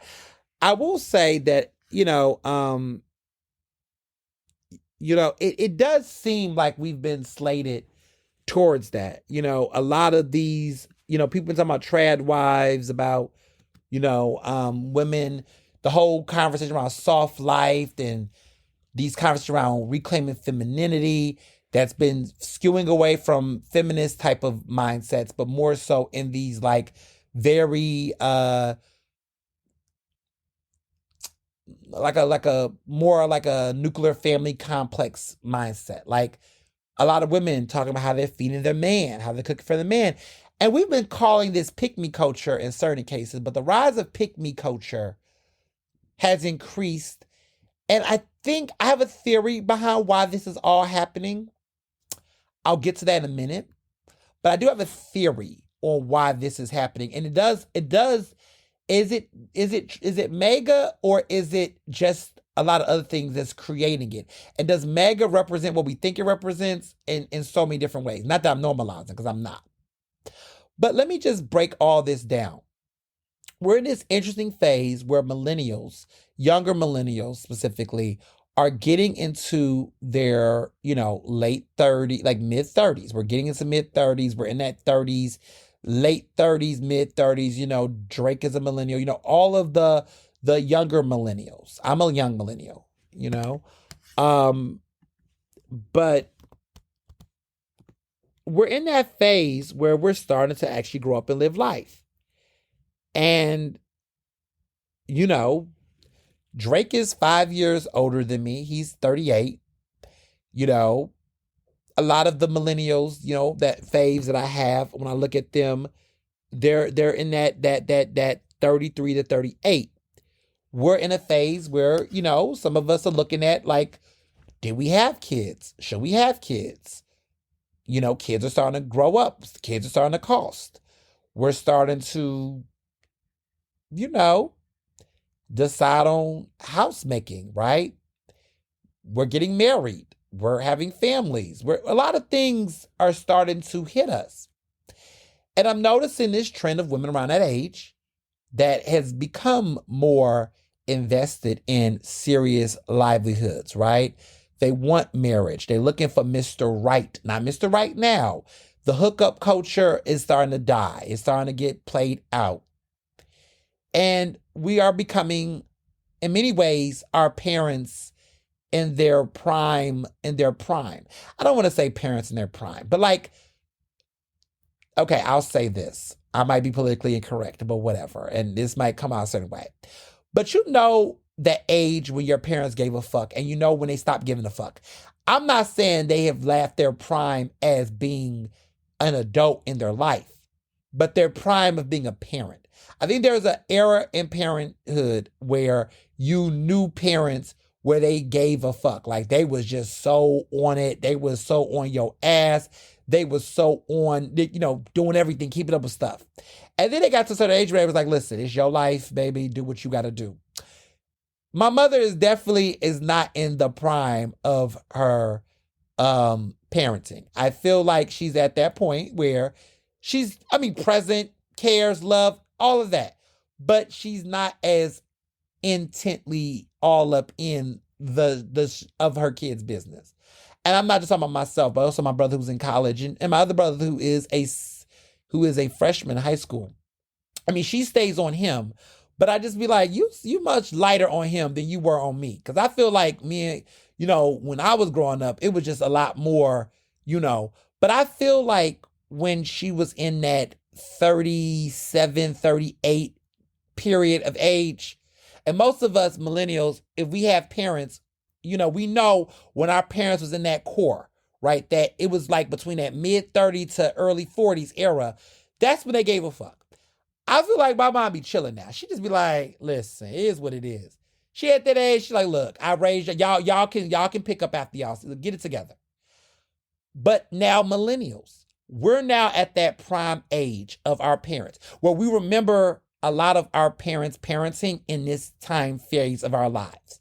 Like I remember my mom's parenting heavy in this era of at this age. Like I feel like I'm at my mom's age now. Well, my mom's age where I remember when she was parenting me, like really in the zone, like hands on, like really on my ass.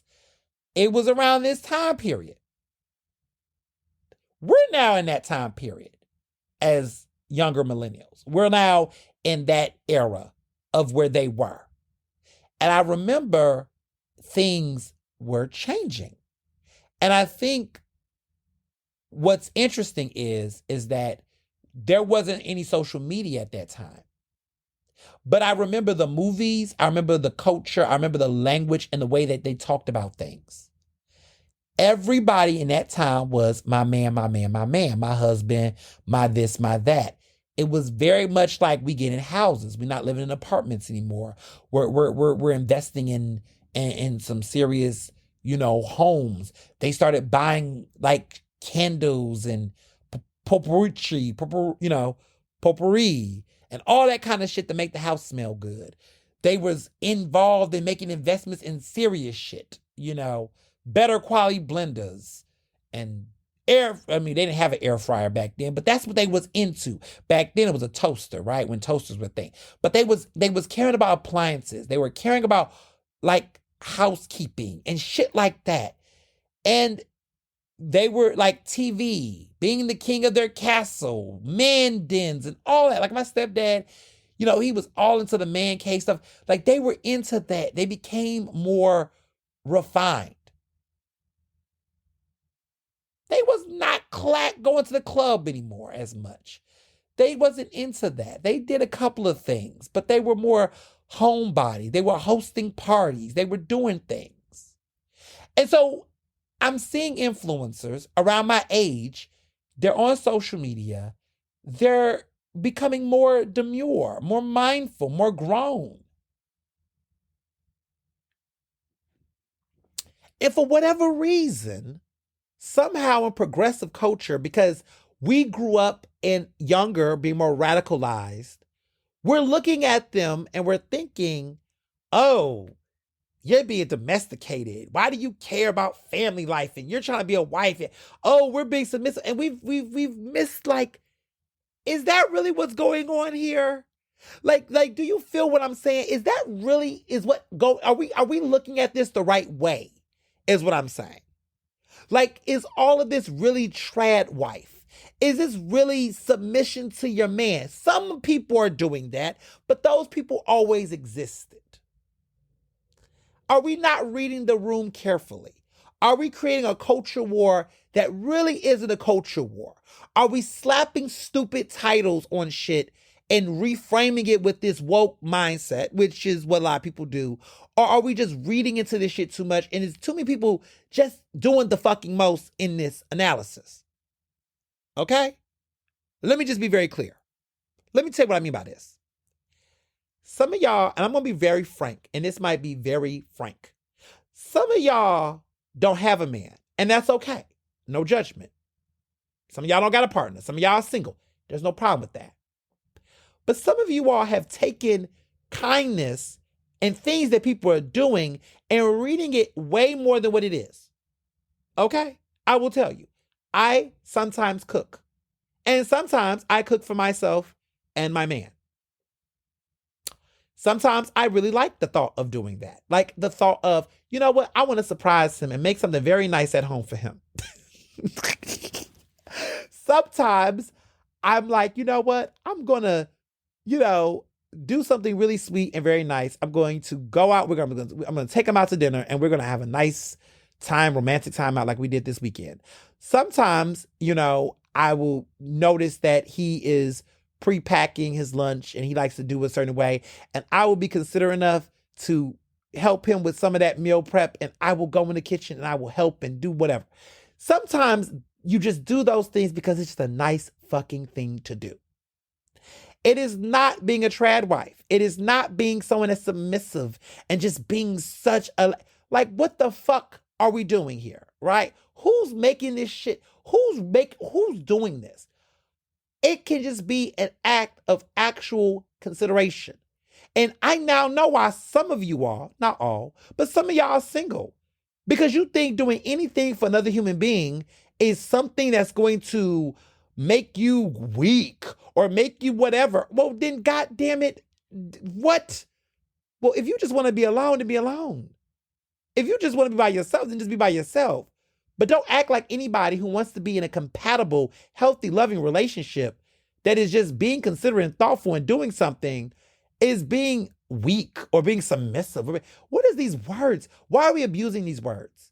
And the crazy part is that the things that people think is so quote unquote empowerment, I can actually tell you how lack of empowerment it really is. There's some people out here talking about I'm a city girl. I'm going to get my money. I'm going to spend them up. Well, isn't it interesting that you're literally using your body in a way to, I guess, do sex work by another name? And I'm not saying sex work make a person weak or anything, but there is almost like a level of exploitation of your body and yourself in order to achieve those goals. And to a certain extent, how can you judge somebody that's in a loving relationship that decides to cook for the person they love and do it for because that's what they choose to do and that's what they want to do and that's what they want to be in a relationship, that you looking down on them, but you don't see that you're exploiting yourself to make money and residual income, but you're judging someone else? Look, I'm saying that you can find ways to manipulate the rhetoric to shame people about certain things. The reality is that there is reasons for both sides of why people do what they do. The person that chooses to, do sex work and that's what they do to make their living, there's no shame in that. That's what you want to do for yourself, is your business. Be safe and be mindful of it, right? Make sure that you're doing it in a way that does not hurt you or cause harm, right?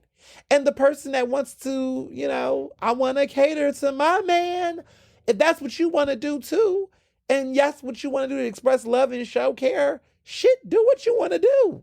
If it's not abusive, if it's not a situation where that person is telling you that's what you have to do, or it's a rule. Like, if that's the thing that you do just because you want to express and show your love, then you can. So I don't know. People have just abused terms, misunderstood the terms, not reading the room, not understanding how this really works. And I feel bad for them. And I'm just like, yo, that is not what this is. And so there's a lot of people that has been taking this and they've been shaping into something else. So what I've been noticing is that there are extremes on the internet, right? Now, I do know there might be some extremes, but I also feel like Republicans and conservatives are also fucking being extreme. I think we spend so much time talking about progressives being extreme. Like, listen, there are some extreme progressives, okay? We got our extremes. We think everything's a fucking crisis and it's not. But I also think conservatives have made everything extreme too. So You cook dinner for your husband and your family, and you think that liberals are not doing that? Y'all didn't see Kamala cooking in that kitchen? Is she cooking every night? No, but she do. She likes to. I think as a society, we got to stop ascribing gender roles and let me be very clear what I mean by it, because this goes both ways. We got to stop ascribing judgment calls and moral calls on people doing basic ass shit. If you cooking and cleaning, man or woman or both or whatever you doing, you just cleaning. Okay. If you cooking or not cooking, whoever, okay. Why is this such a basic thing? Let's have the real conversations. Are we talking about financial contribution? Are we talking about a relationship that allows for there to be meaningful discourse around who is controlling the piggy bank or who's not, or who is respectfully and exchanging reciprocity? Because reciprocity carries a different understanding than just financial, right? And I think people don't understand that. People think it's just like, who's the breadwinner? What does breadwinning mean? Because that bread is getting sliced very different ways, and that bread is being baked very different ways. And I will tell you, growing up, I will tell you that if you're thinking it's all about money, honey, mind your business. Because there's a reason why there are certain relationships where there are people in relationships where one person may be making this, but this person's doing this. And there's a reason why that works for that relationship, and no one is questioning who is what and what's what. And you mind your business. And I think a lot of people, again, that are not in relationships or they've not understood, are making these judgment calls. And I hear certain people say things like, oh, I won't get married because I don't want to be controlled. Listen, speak for yourself. Speak for your own trauma. Go heal, baby. Go unpack your mindset on why you think the way you think about relationships and roles and gender. A lot of times it's people projecting their own misinterpretations of what these things are, and they're projecting on society. And the fucked up part is that they're no right than the person that don't know. You know what it is? They got platforms. Some of them got 300 something followers. I saw somebody, I'm not going to name names, but they was talking about people having tracking devices. They were discussing about how people in relationships, some people in relationships might, do they think having those find me tracking, I guess on the iPhone, because I have an Android phone, but like tracking locations on people, how that's a form of emotional abuse and all this. They just projecting a lot of stuff. Now, to be clear, there are reasons why some people have that, right? There are some people in relationships where their partners or their husbands or wives or whatever might be traveling long distances, and they might want to make sure they're safe, right? So in that moment they might say, look, let me make sure you good or whatever, right? Some situations where there are people who are super anxious, they do have, they are naturally traumatized by like a situation that might happen to them or whatever, and they might want to have it and make sure the person's safe, right? And then you do have some folks that do it for the reasons that may have been described by that person. Like, okay, you want to make sure your person ain't cheating on you, whatever. Well, if you don't trust your partner, you don't trust your partner, right? It is just be real. If you don't trust your spouse, then just be real. Like, that's a trust issue. Then that can be possessive, right? But everybody don't do everything for those reasons. Now, Mr. Johnson and I, we both two black grown men. We don't have no tracking or nothing on each other. We don't need it. We don't feel like we do. We don't work and occupy. I'm at home most of the time working from home, or I'm at my office downtown. He's mostly downtown at City Hall. We don't need it. But, let's say that there was some situation where, I have an Android, so I couldn't. But like, that's what the phone is for. Text me, whatever. But some people might need it for different reasons. But I just think it's a far reach to just assume that people who have that or do that everybody's doing or involved in it is on some possessive, emotionally abusive type tip. It ain't necessarily that way. But again, people projecting and overthinking or using certain experiences to them to project other ideals onto people. I have learned with love, relationships, and dating, everything is how do I describe this? It's on a case-by-case basis. That's how I would describe it. Every situation deserves a unique eye. I'm not saying that you can't learn from the past, but what you can't do is let what you learn from the past dictate your past. And a lot of my friends and folks I sometimes see, though, they don't do a relationship. They don't get involved in something. They don't do something because they worried about this and that and da da da da. And it's like, you really have to be mindful that every situation is different. Because every person is different. Everybody is unique. Who you are in the situation is different. You should be coming to every relationship, whether it's a friendship, very different. Like when I look at who I was in a past relationship, I'm like, that guy is not the guy that Mr. Johnson has. Because if that guy is who Mr. Johnson has, we probably wouldn't be still together. If I'm honest, where I was and how I thought about the world and relationships when I was in previous relationships, the way that I went about them and how I expressed myself, I would have not been my relationship currently would have not worked. But that person who is with me today, that's a different person. And I think that too many people are expecting other people to change based on what they learn, but they don't recognize and go back and look at who they were in the situation as well. It's a two-way street, baby. For what is expected, much is given. Much is given, much is expected. You know? I really do believe that. You know?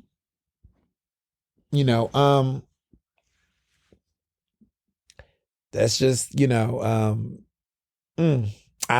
reflecting on some stuff now, but I say all this to say that when it comes to these recent conversations about MAGA, I think a lot of people are projecting just regular forms and love and exchange of love and affection, and is now turned into a mass conspiracy that assumes that it is Trumpian.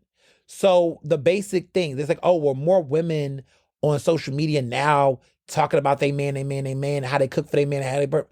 But I'm like, well, is it that more people online are doing that, or are we getting older? And so the people that we've been following over the years have been growing up with us, and they're starting to actually have life experiences that many of us are having as well. Like, I guess if we want to be frank, when I got married, yeah, I got more domesticated. Yeah, I don't go to the club as much as I used to because I'm married. It's not because my man is telling me, no, you can't go to the club. It's because when I used to go to the club, I ain't gonna hold you. I used to go to the club because I was looking for men. I was single. I was one of motherfucking mingle. I was trying to leave with something that night. I mean, that's why I went to the club. Well, got a man. If I go to the club now, I'm in a section with my friends because I just want to listen to music and dance with my friends and just drink and have a cute time. I really don't want to be on the dance floor because if I go on the dance floor, look, I'm cute. I know I look good. I know somebody gonna holler at me. I don't want to be in no situation. I ain't trying to get into that.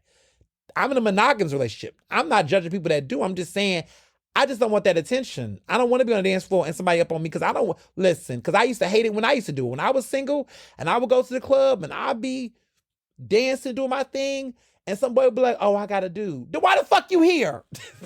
I mean, I have a right to be there. I'm just saying that used to be my attitude. My attitude was like, you cute, you look good, and you all up in the club, you dancing with me and stuff. You got a whole man, like, what you do? I'm trying to talk to you. I don't talk to people. I don't talk to stolen property. I don't. I know some people do. I don't. But that's just how I felt. I just felt like there was a time and place for everything. I'm not judging people who do. I'm just saying how I am. I'm not no trad wife. I'm just saying when I go to the club, I'm in a section. I'm with my boys. I got me a bottle because I don't need to go up and down the bar. No, sir, I don't need you to buy me a drink because I got a bottle in my booth. I'm cute. I'm good. And let me be very clear. I don't go because I'm scared I'm going to be tempted. Nah, I'm not going to be tempted. I know what I got at home. I don't go because I don't want to tempt nobody else. I don't want to create no problems for nobody. Listen, I'm sexy. Like if I go somewhere, somebody go say something. It's bad enough that I have to swerve people in my regular everyday occurrences. Put my ass on a hot dance floor. It's going to be a problem. It's going to be a problem. So I don't want to create a problem. I don't want to give no one blue balls. I don't want to give nobody an imagination. I don't want to squill nobody's imagination. So I just like to avoid unnecessary situations.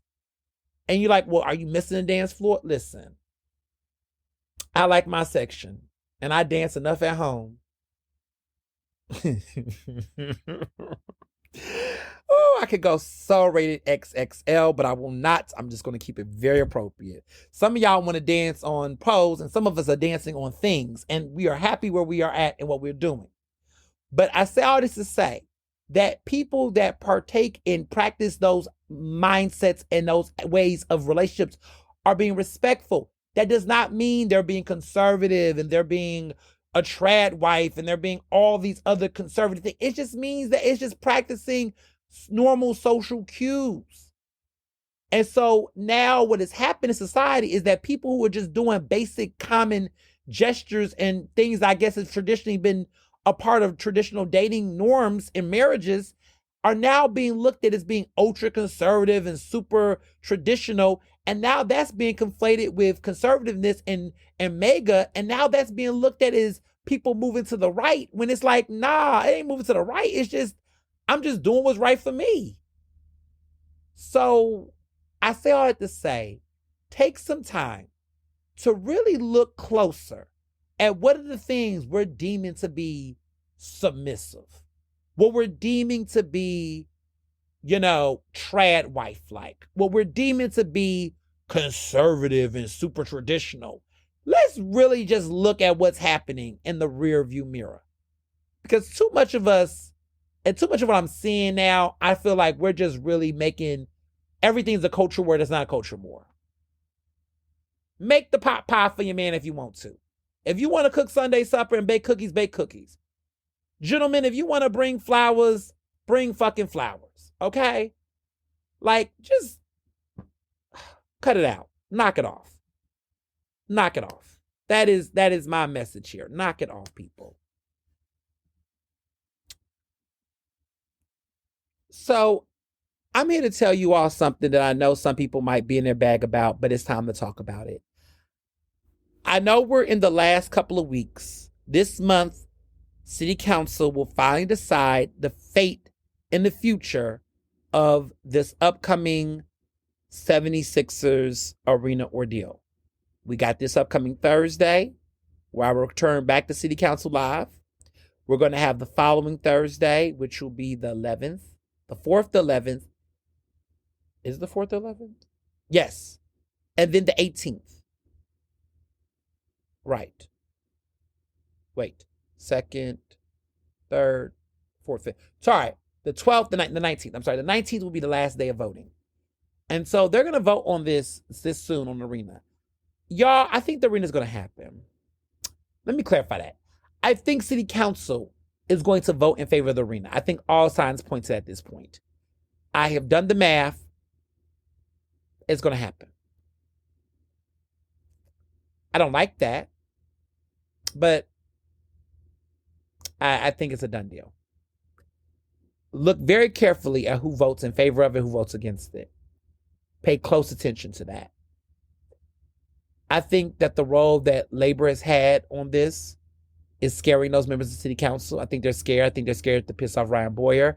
I think they're scared to piss off the building trades. I think that if they go against it, they fear retaliation from the politics that be. I think that they are worried that they won't be able to keep their seats. I think that there's a lot of fear. I think some of that fear is a little bit trite, but nonetheless, it's still a fear. And honestly, it's going to tell us a lot about the future of, mm,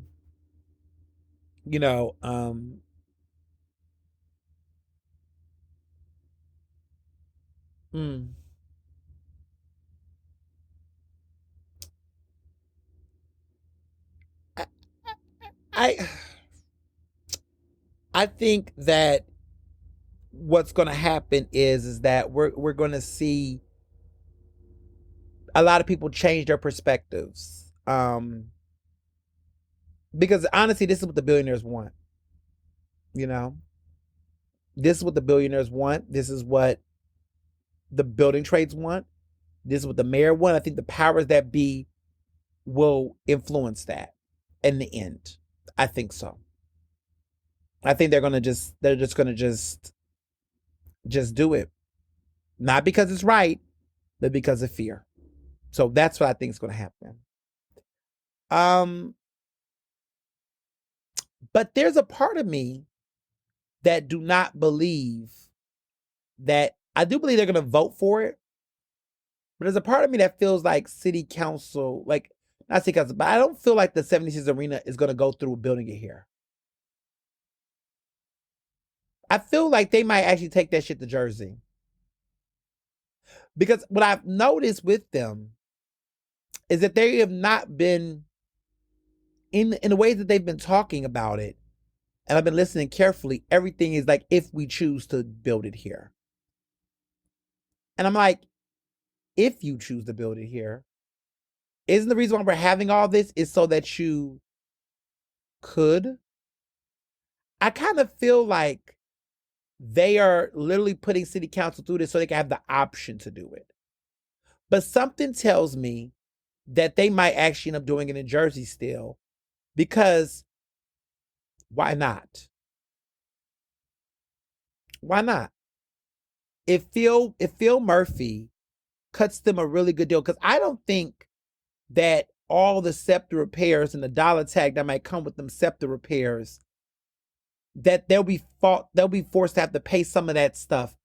I don't think they're going to be really down with making so much of an investment into all the other things they want to do to build that arena, especially over there. I think that they're not feeling doing all that. I think that their part of them felt like the city would acquiesce and spend and invest into it, and that they would do that because in their head they'll say, well, you know, we're doing this big one for you all. You all should be grateful. I think there's a mindset that's there. They haven't admitted it out loud, but I think they feel like they're doing the city a favor by even having the idea. But the city's not sold on it completely all that, not in that level yet. But they definitely want to do work. I think they definitely want it. But yeah, no. And everybody keeps showing this map about how it's not in Chinatown. But I'm like, do y'all not know how proximity works? But I'm going to let them be great on that. But something just tells me that all of this hype, it may not even happen. Because also I'm trying to figure out how are they planning to do that in the midst of 2026? Like all of the stuff going on in 2026, from the planning, the FIFA World Cup, you got the Centennial, whatever, you got all of that, Bicentennial, whatever it is, you got all that going on. How is that going to work? And there's still construction there. So I don't know. I'm not fully sold on the possibility that they're fully committed to doing that. You know, but I just want you all to know to expect them to vote in the affirmative. Now, the three people I know is not going to vote for it will be Gautier. No, take that back. I think the two that I know, the three I know is not going to vote for it is Kendra Brooks, Nicholas O'Rourke, and Jeffrey Young. The three of them will not vote for it. The two wild cards who might, depend on when the wind blows, will be Rue Landau and Jamie Gautier. Those two might join them in not voting for it.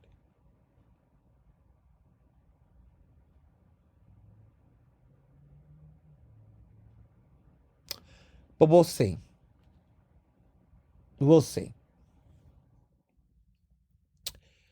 So this week's Ask Ernest, you all had wanted to know more about my thoughts about a post that I shared on Saturday, talking about my Saturday thoughts. And I made this really, I guess, pointed speech in a way. Sometimes there's thoughts in my head and I just feel like, you know what, I'm not the only one who heard this. But there's a part of me that feels like I want to share some thoughts, and I feel like other people should hear it. And, you know, that was big to me. So what I wrote, and I shared initially on Facebook, and someone said this is church, which I appreciate. People in the comments, they were like really getting light. But I said, Saturday thoughts. As the month ends, I've begun planning for the new year. There's a lot of exciting things in store, but I'm still thinking about some advice I gave someone over the holiday. When you're undeniably passionate about something, stand on it no matter how uncomfortable others are. They will eventually stand beside you or move out of your way. We're a society that has forgotten what conviction looks and feels like. The reason why Republicans are winning above all of the supremacy is because they are convicted in their evil. There's a reason why our civil rights leaders won in the 1960s, because they were 10 toes down in changing legislation at all costs. When I look at my successes in life thus far, it was because I stood on business about who I am and what I wanted. Too many good people lack conviction. They waver too much. They give up too fast. They're trying to be perfect when progress doesn't require perfection. That was good. Conviction doesn't garner popularity. It garners respect. It procures victory. Have some damn conviction about the things that matter to you, or someone else will erode it with the passion you lack. This is true. And so I wrote this with this thought in mind, because lately, I hear people all the time, and this was a personal thing that was said to me, but it made me think about the larger world.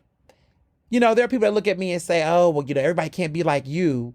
And, you're just so good at what you do. And it's almost like people sometimes dismiss my actual hustle, because they just are so used to me winning and getting things and succeeding that they think it's like, oh, well, that's because it's you. And it's like, motherfucker, let me tell you something.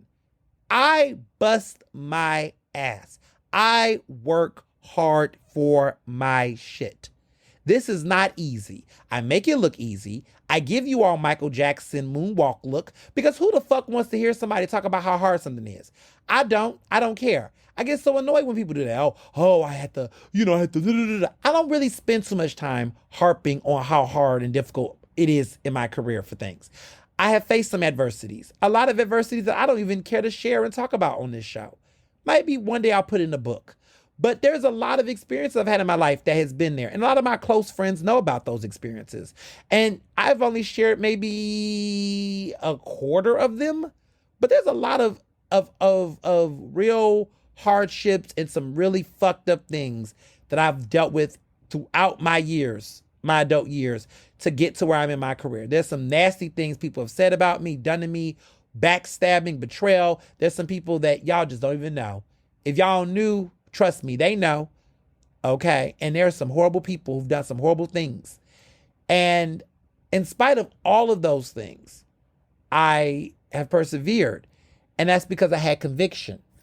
And conviction is being firm. Okay. What it means to be convicted in what you believe in is to be relentless, to not falter, to believe with full, unadulterated truth and courage and passion. You rocking with it. And I just feel like a lot of people do not have conviction. They're not convicted in their beliefs. They're not convicted in their own ideas about what they want in life. And I know people say this sometimes, but it does matter here. If you're not convicted in what you're trying to achieve, how do you convince other people to? How do you? How do you convince other people to have the level of faith that you don't have in what you believe in? I'm not saying it's not possible, because I know in life there have been people that have believed in me in times where I didn't believe in myself. That was many years ago. Not now, baby, okay? Because you can't tell me nothing now. But there were times, and people can. But what I'm saying here is, when it comes to trying to execute personal achievements, goals, if you don't have the conviction in what you're trying to achieve, it is very hard to make it to the finish line. And I feel like there's so many people who want things, but they don't believe in those things.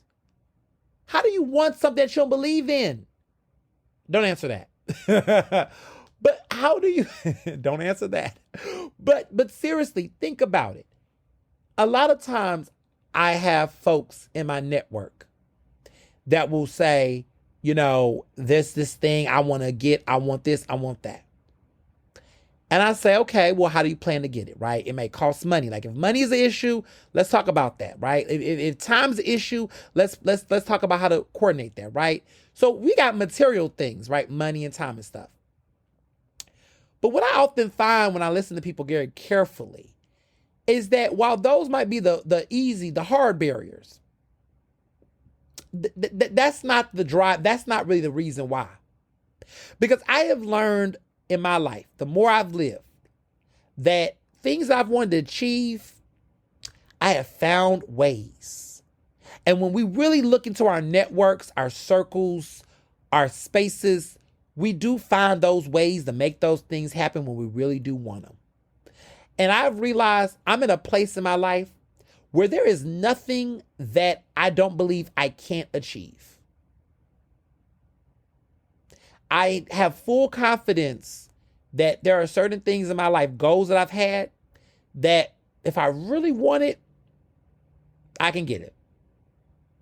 I don't think there's anything that's impossible for myself in my life. If I was really serious about it. If I wanted to be elected official, if I want to be elected to office, I don't have any aspirations. Do not tell me to be a mayor. Don't tell me to run for office. I don't want to do it. Don't tell me. Don't make me. But let me just say this.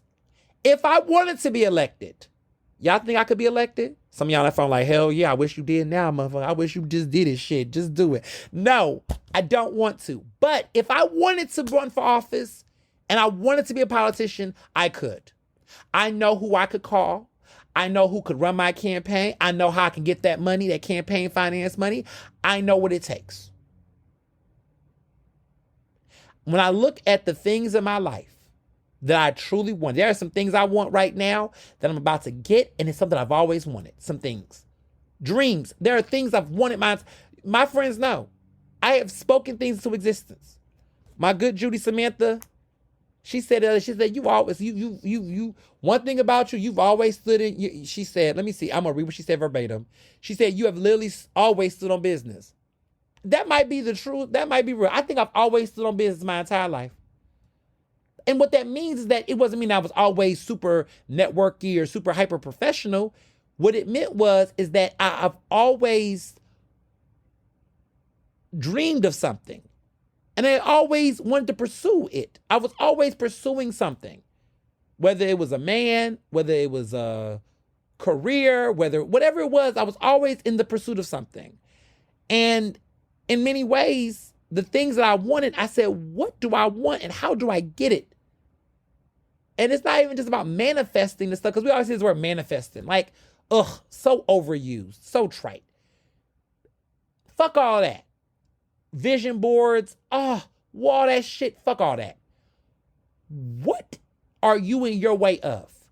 What are you making excuses about? What are you not ready for that you want, that you're just not ready for, that you keep saying you're not ready for? That's the reason. That's the barrier.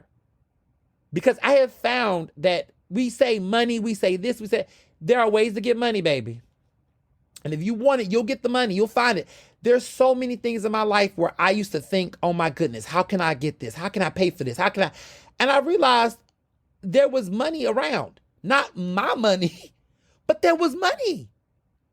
When I became the president of PABJ, a couple years ago now, it's been over 4 years now, 5 years, 4 years now. I remember being in a position where our organization did not have any money. And I was like, well, how do I get money? Because I want this. I want us to be in an office. I want an office for us. I wanted an office. I wanted a headquarters. I said, I need a headquarters. I want us an office, and I want it downtown. What I got to do? What can happen? How can we make this happen? And within a month, we got residency money. We got grant money. We put it together. I said, I want my gala at Penn Museum. I've been saying for years that I wanted to have I want the PABJ Gala at the Penn Museum. I've been saying that forever. It happened. I said for years, I said, my husband's going to be a man that's equally yoked to me. I said, if I get married, I'm going to get married to a black man. I'm going to get married to a man that's equally yoked to me. He got to be on my level because I can't slack. It happened. But it took work. It took me not creating excuses. Because people, when you think about it, when there's something that you really want, you create excuses about it. You say, oh, well, I got to have this. A lot of times, there are some things that, honestly, if you really get outside of your element and get uncomfortable, that's the thing about conviction.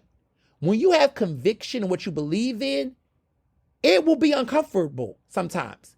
It will be uncomfortable. When you stand in your truth about what you believe in, what you know is right, it will be uncomfortable sometimes. It's not going to make, see, this is the issue with y'all, some of y'all, because whoever needs this motivational speech right now, I'm talking to you.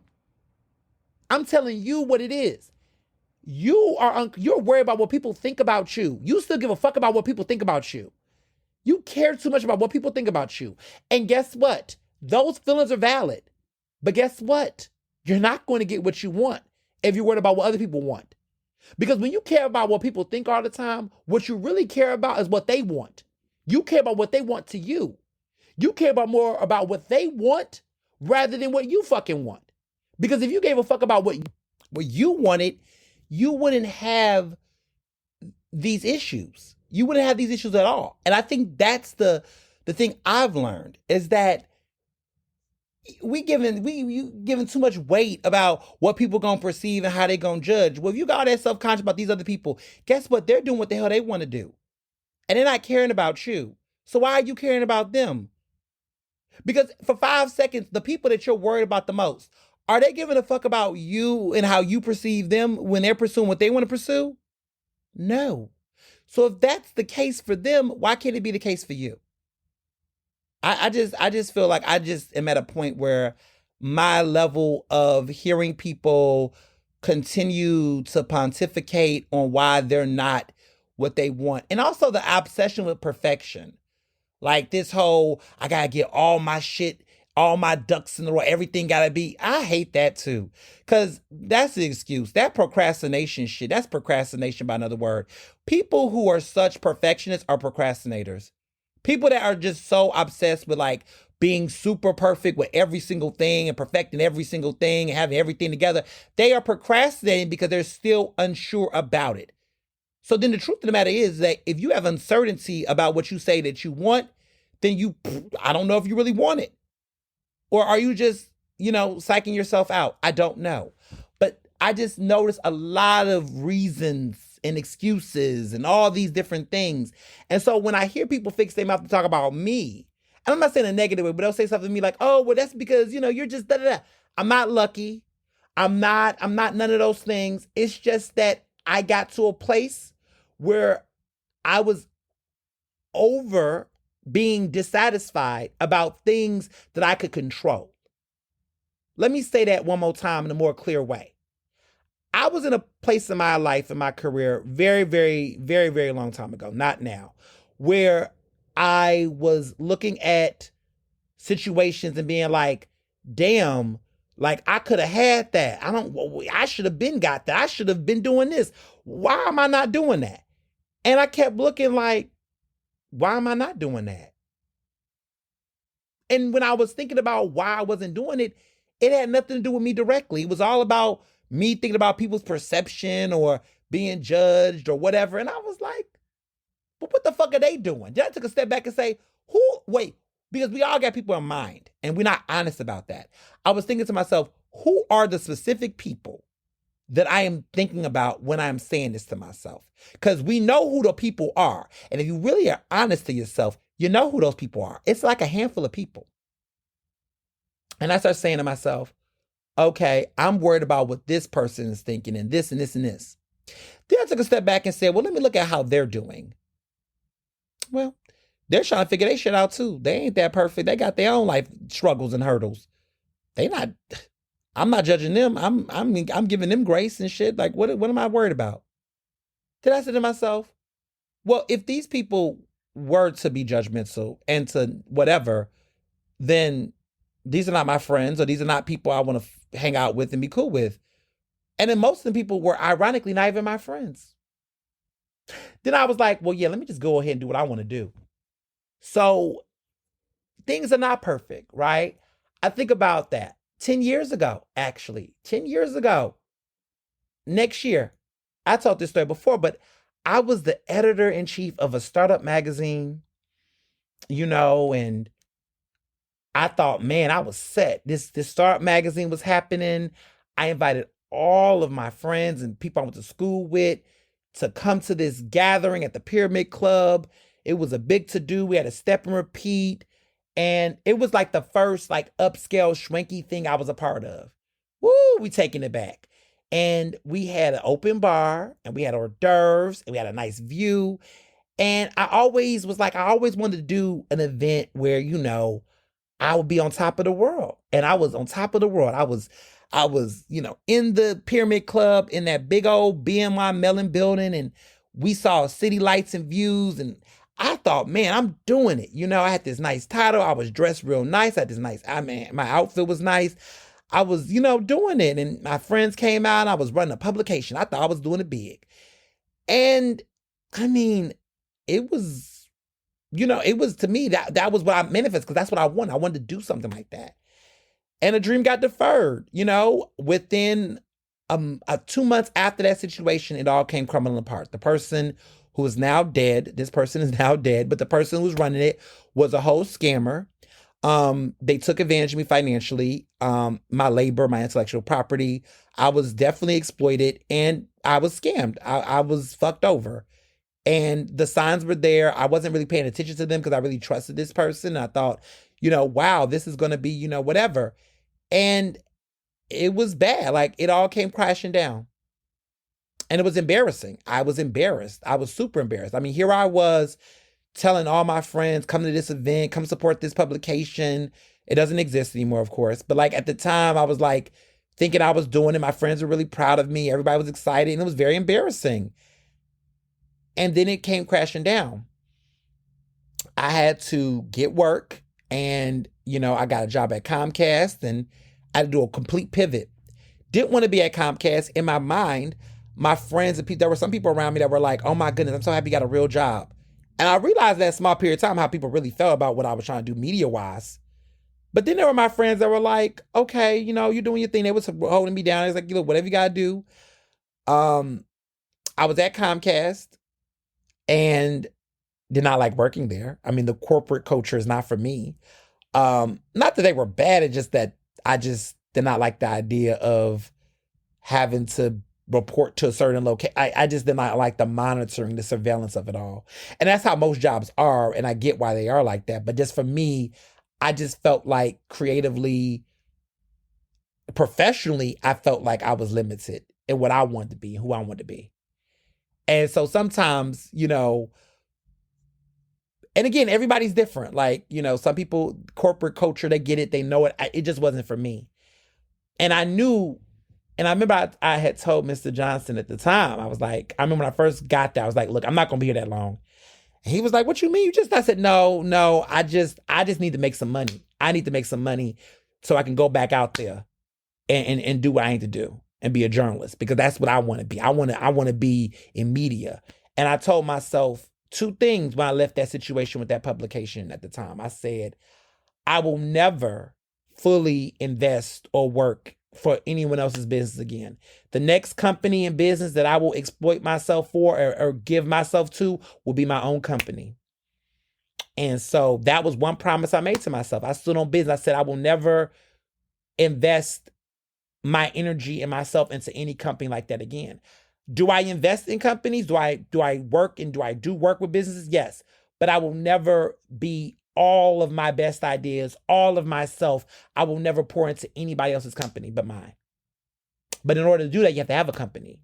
And so that's when Ernest Media Empire LLC, let me be clear, was born. It was always a part of my brand. Like, I always was doing Ernest Media. I always had that name. But I had never had actually formally turned into a company and got all the licensing and all the stuff until then. And so that was important to me. That was really important to me.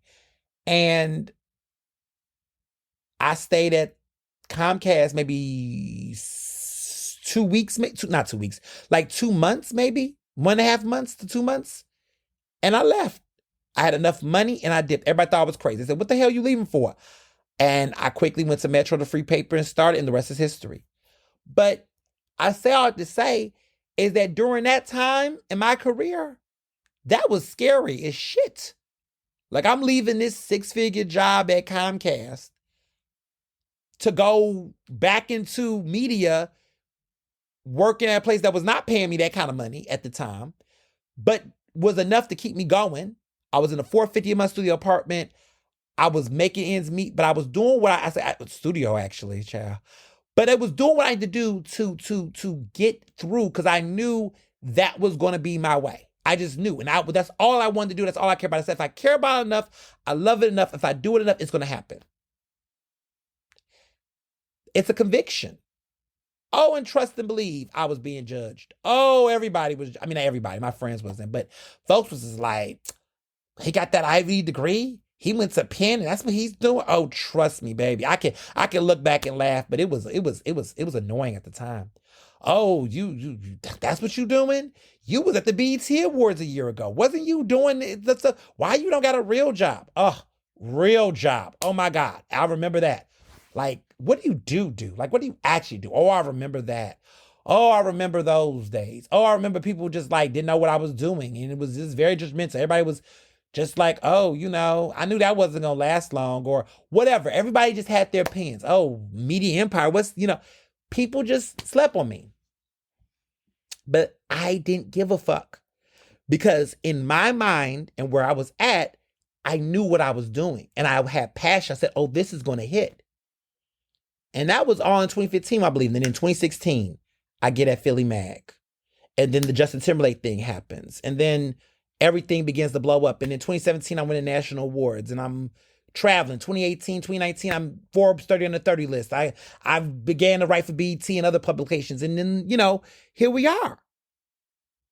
Now no one sneezes. Now no one coughs. No one sneezes. No one coughs. No one laughs. No one smirks. No one's playing me for a flute. Some people still try to though, but no one's questioning that. Now it's you've been hot. Now I'm at the point where people rewrite history. Now everyone says, oh, we've always believed in you. Oh, we've always liked you. Oh, we've always known you was going to be great. Fuck out of here. I know the truth. And my friends do too. Okay? Because they were there. They were there when I wasn't there. They was in those rooms hearing this shit when I wasn't there to hear it. I know what y'all was saying. They told me. But I say all that to say that, again, you can look at me and say, oh, it's so easy for you to say that, Ernest, because look where you got, da, da, da. But I'm telling you, I've been there. I've been in those spaces where it was uncomfortable, where I didn't know how it was going to play out. I didn't know if I was on the right side of things. All I had was myself and my faith in the support and confidence of my folks. But I didn't know. But the thing about it was that I never slept on it. I kept working. I kept pursuing it. I took it seriously. I took what I did seriously. That's the one thing I say.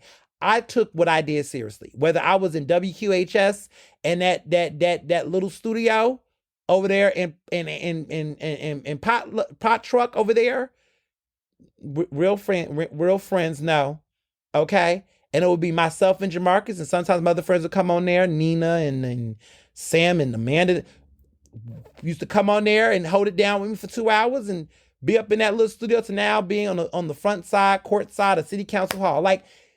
You got to start somewhere. And I think too many people want to start hot. Okay, we don't all come in like Britney Spears with Oops, I Did It Again. We don't all come in with our first solo hit being Crazy in Love like Beyonce. We don't all start off with the big boom. We don't all have the Lady Gaga, the first track that comes out of my career is a #1 hit. We don't all come in with Just Dance. And then the next hit is Poker Face. We don't all come in like that. We don't all come in with #1 hits out the gate. Some of us got to have a nice steady build up. Some of us have to have the Adele buildup. We got the album 19. It creates some great lucrative success. Some of us got to have the 19 before we get to the 21. Some of us got to have the Off the Wall before we have the Thriller. Some of us got to have Dream Street self-titled before we have Control. That's all I got to say. That's all I want to leave y'all with on that Ask Ernest. I know I went into a sermon, but I just feel like some people got to hear that and feel that because I get annoyed. Sometimes I see some of y'all Instagram, I see some of y'all stories. I be like, oh, no, baby, you're doing it wrong. Sometimes you don't got to have all the pieces of the puzzle because if you did, where's the journey? Where's the journey? You gonna need some people along the way. You can't figure it out by yourself. You can't do it by yourself. Every aspect of my dream and my journey has always included other people filling in the puzzle, that pieces that I didn't have. Every aspect. If you ask me about my radio journey, my TV journey, my book publishing journey, my relationship journey, every aspect of my relationships and my connections and things in my life, there was always another piece of the puzzle that I didn't have, that someone came in and brought, and that connection made everything else connect. I can literally tell you, you can ask me any example of my career. I can tell you who made the linkage.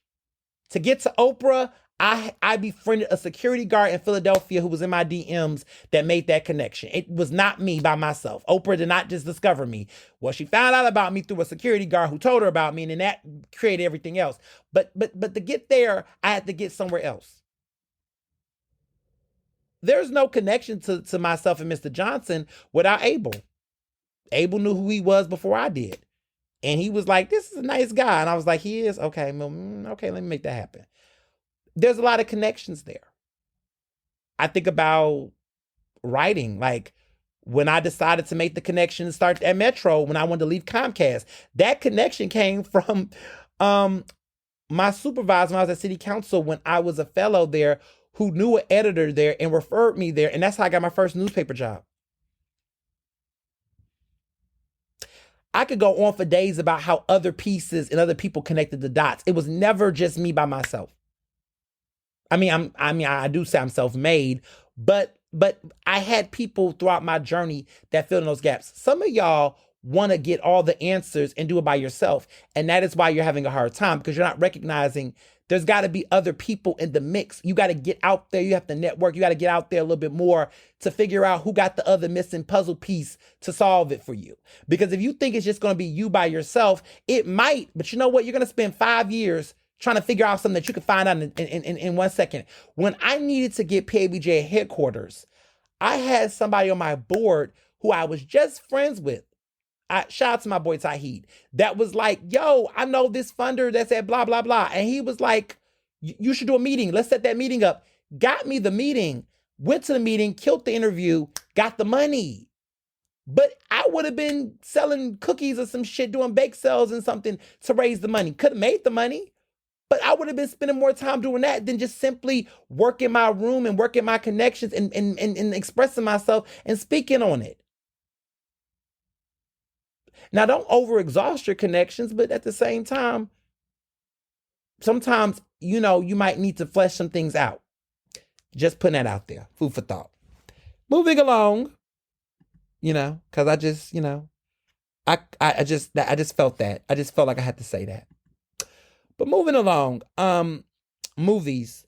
Look, we're in the Wicked era right now. It is Wicked era. It is full Wicked. I don't know what else is in the box office right now. But let me take that back. Let me take that back. Let me slow down real quick. Moana 2 did her big number. Okay. That is it. Between that and Wicked is doing its thing. Both are doing their thing. Doing crazy numbers. Wicked just got $117 million at the box office. But the number one box office smash is Moana 2, $221 million. Set the box office, the Thanksgiving box office on fire. $221 million over a 5-day holiday frame, y'all. Okay, which killed Frozen 2, which only did $125 million. Okay, Moana did $221 million. The biggest 5-day debut in history. It even beat the Super Mario Brothers, which did $205 million. Moana did $221 million. Disney's back, and people love sequels, clearly. But they ain't the only one doing a big number, okay? We talking about that, but, good frame. The Rock is in the movie, by the way. Anything The Rock touches is always going to be a big hit. Let me just be clear. The original Moana did $82 million over the Thanksgiving weekend and did $680 million at the global box office. But let's get into Wicked though, because Wicked did his thing. Um, Act One of Wicked made $129 million domestically, but then did $178 million worldwide after 4 days of release. Um, and then estimates of 60 million over a traditional weekend. Um, it's doing its big one. It's making some serious money. Um, and people loving it, people liking it. Gladiator 2, has grossed 60.5 million dollars domestically. It's now got $225 million globally, which is pretty good. You know, it's doing pretty decent, but I think people are surprised by Wicked. Wicked is now the biggest, has now become the biggest Broadway film adaptation of all time. Of all time.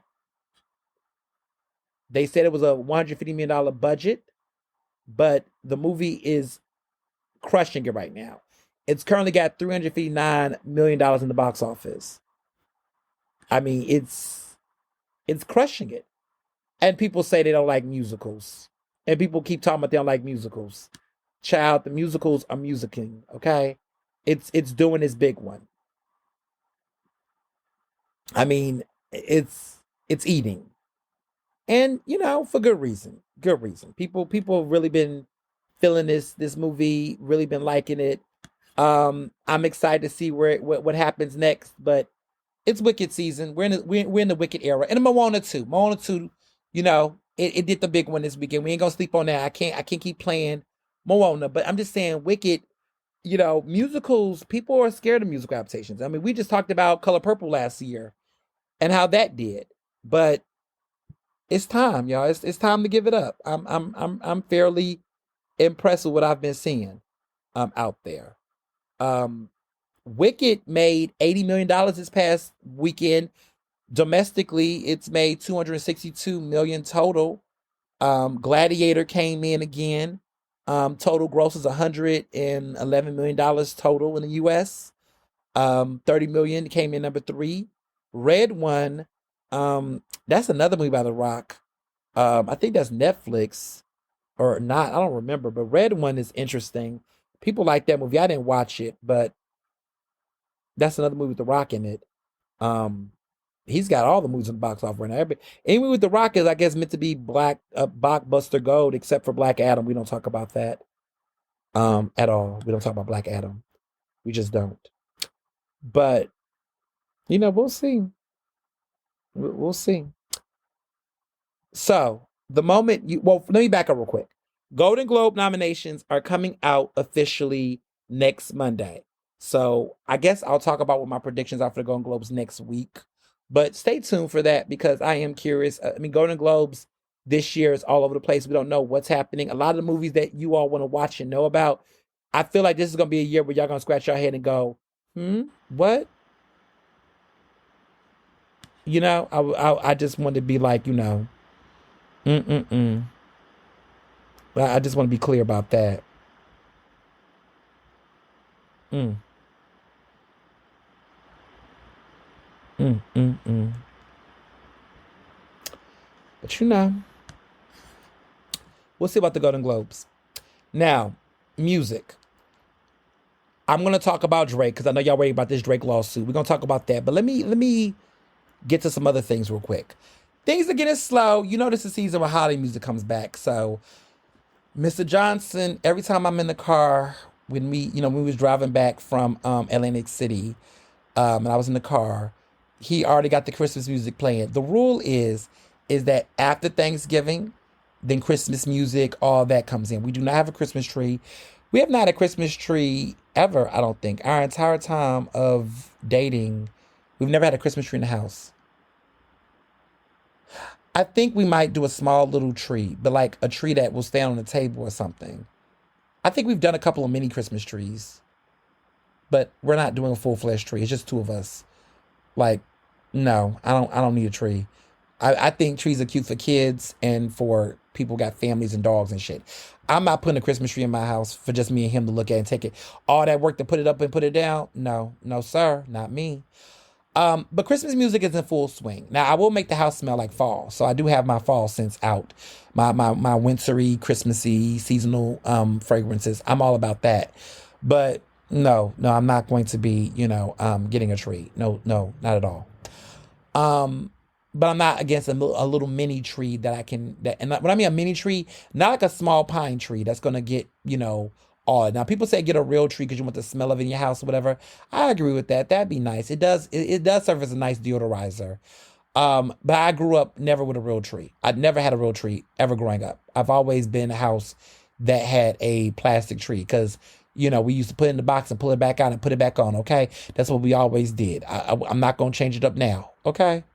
So let me be clear about that. The tree will be, where it's going to be. And electric lights and all that, absolutely. Like, bring in a real tree. I just always get scared about all the little piney things. I hear about people's houses go on fire and shit. It's just too much. It's just too much. And then I hear about people having to put water under it or something like that because they don't want to get dried out. I don't know. But I'm, people that like real trees, I like it for you. But in this, we will be doing synthetic trees. And not a fireplace nowhere in sight. But anyway, Christmas music is playing full blast. I'm definitely into that. We got the, urban Christmas, with, Eartha Kitt and Shaka Khan doing her hits and, Stevie Wonder and the Jackson 5, of course, and of course Mariah Carey. It's a very urban-esque Christmas soundtrack. I'm not really playing all the, Bing Crosby's not getting no spins in this house. Even though, I get it, but no. But yeah, if I was an artist, I wouldn't drop any major hits. Like, this is the time of the year where people just want to listen to holiday music. Holiday music climbs up the charts. If you notice, like, Mariah Carey, her song, All I Want for Christmas Is You, that just goes up to the charts. People want Christmas music. People want to relax. Like, I don't want to hear any, like, mainstream music. Like, Nicki Minaj wants to drop, a sequel or whatever to that Pink Think Dink Friday. Stink Friday is what my friend calls it now. And Amanda know who I'm talking about. Dr. Parks know this joke. Every time we come up with these names for certain artists and certain music and stuff. So like art pop, we called flop part. Art pop, it was called art flop. That's what we called it because it flopped. But I did like it when it first came out, but it has aged poorly a little bit. But we have other names for other things that I'm not going to repeat on this podcast. But Pink Friday, Stink Friday. Like Stink Friday, we don't want any more Stink Friday. It's enough, girl. Like let it go. But Nikki swears her fans want this damn deluxe edition, whatever it's called. The I can't even keep up with her. The hiatus, I think it's called, whatever. I guess, girl. But yes. But I have went back and listened to songs this year that has been making me like it again. All Right by Victoria Monet. I just want to say, what an underrated bop. It did not get as much hype as it should have. The video and the song is a banger. And this weekend, I just listened to it a lot. I listened to it more than I should have listened to it. Well, but I just got an unhealthy dose of it. And I must say that song goes hard in the paint. That is a real bop. It just snaps. The beat, it has the energy, the confidence and swagger of Janet when Janet was really on fire. It has the mood, everything about it. But what I like about it is, while it does carry the Janet spirit, it is Victoria Monet's personal style and flair, that she's her own person and it's still her own swagger on the song. But yet it has the video. Oh my goodness. Everything about the song. The song is good on its own. The video makes it even better. That whole experience is just, oh my goodness. I love it. I love every ounce of it. It is my song. I don't know if I should call it my song of the year, but definitely a strong runner-up. But it is definitely a banger. Maybe I'll say my banger of the year. My banger of the year. It just eats. It deserves so much more than what y'all have been giving it. Y'all have not been good fans. Y'all not good fans. Y'all say y'all want choreography. Y'all say y'all want dances. Y'all want bops. Y'all want visuals. Listen, if you're waiting for Beyonce, put it down. Hang it up. Beyonce's not giving that anymore, and that's okay. But the person that is Victoria Monet, and go for her. But I love her. I'm a huge fan. I had the pleasure of meeting her early this year, the night before she won them Grammys, and I told her she was going to win. She won Best New Artist. I'm so happy. But yes, that's a banger. Not this Drake lawsuit. What is there to be said about this lawsuit? So before y'all start, because I know I'm going to have a unique take, and it's not really a take. Well, I guess it is. It's a perspective, whatever. I know a lot of you are going to go out your way to defend, Kendrick and this and third. Let me put my disclaimers out before I get into this case itself. Drake is trash. Drake's been trash. We know Drake is trash. I'm going to say something to y'all that y'all won't listen to, but I'm going to say anyway. I think that Kendrick is equally as much as trash as Drake is. Let me be very clear. Drake is untalented trash. Drake is not as talented. He's underrated. He's not as talented as Kendrick. We can all agree that the man is a sham, right? I ain't dismissing that. Ben said that. Ben said that for over 10 years. Ask Dr. Parks. I've been told her there's something about Drake that does not sit well with me. And I used to always say that about her. I said he just seems very disingenuous. But she swore this man was something more deep and more sophisticated. And I was like, no, he's not. That dude is. I said a lot of things that will not repeal on this show. But let me just say, I've never been crazy about Drake. To me, I feel like Drake has reached his prime. I feel like Drake reached his prime. I feel like Drake has reached his prime with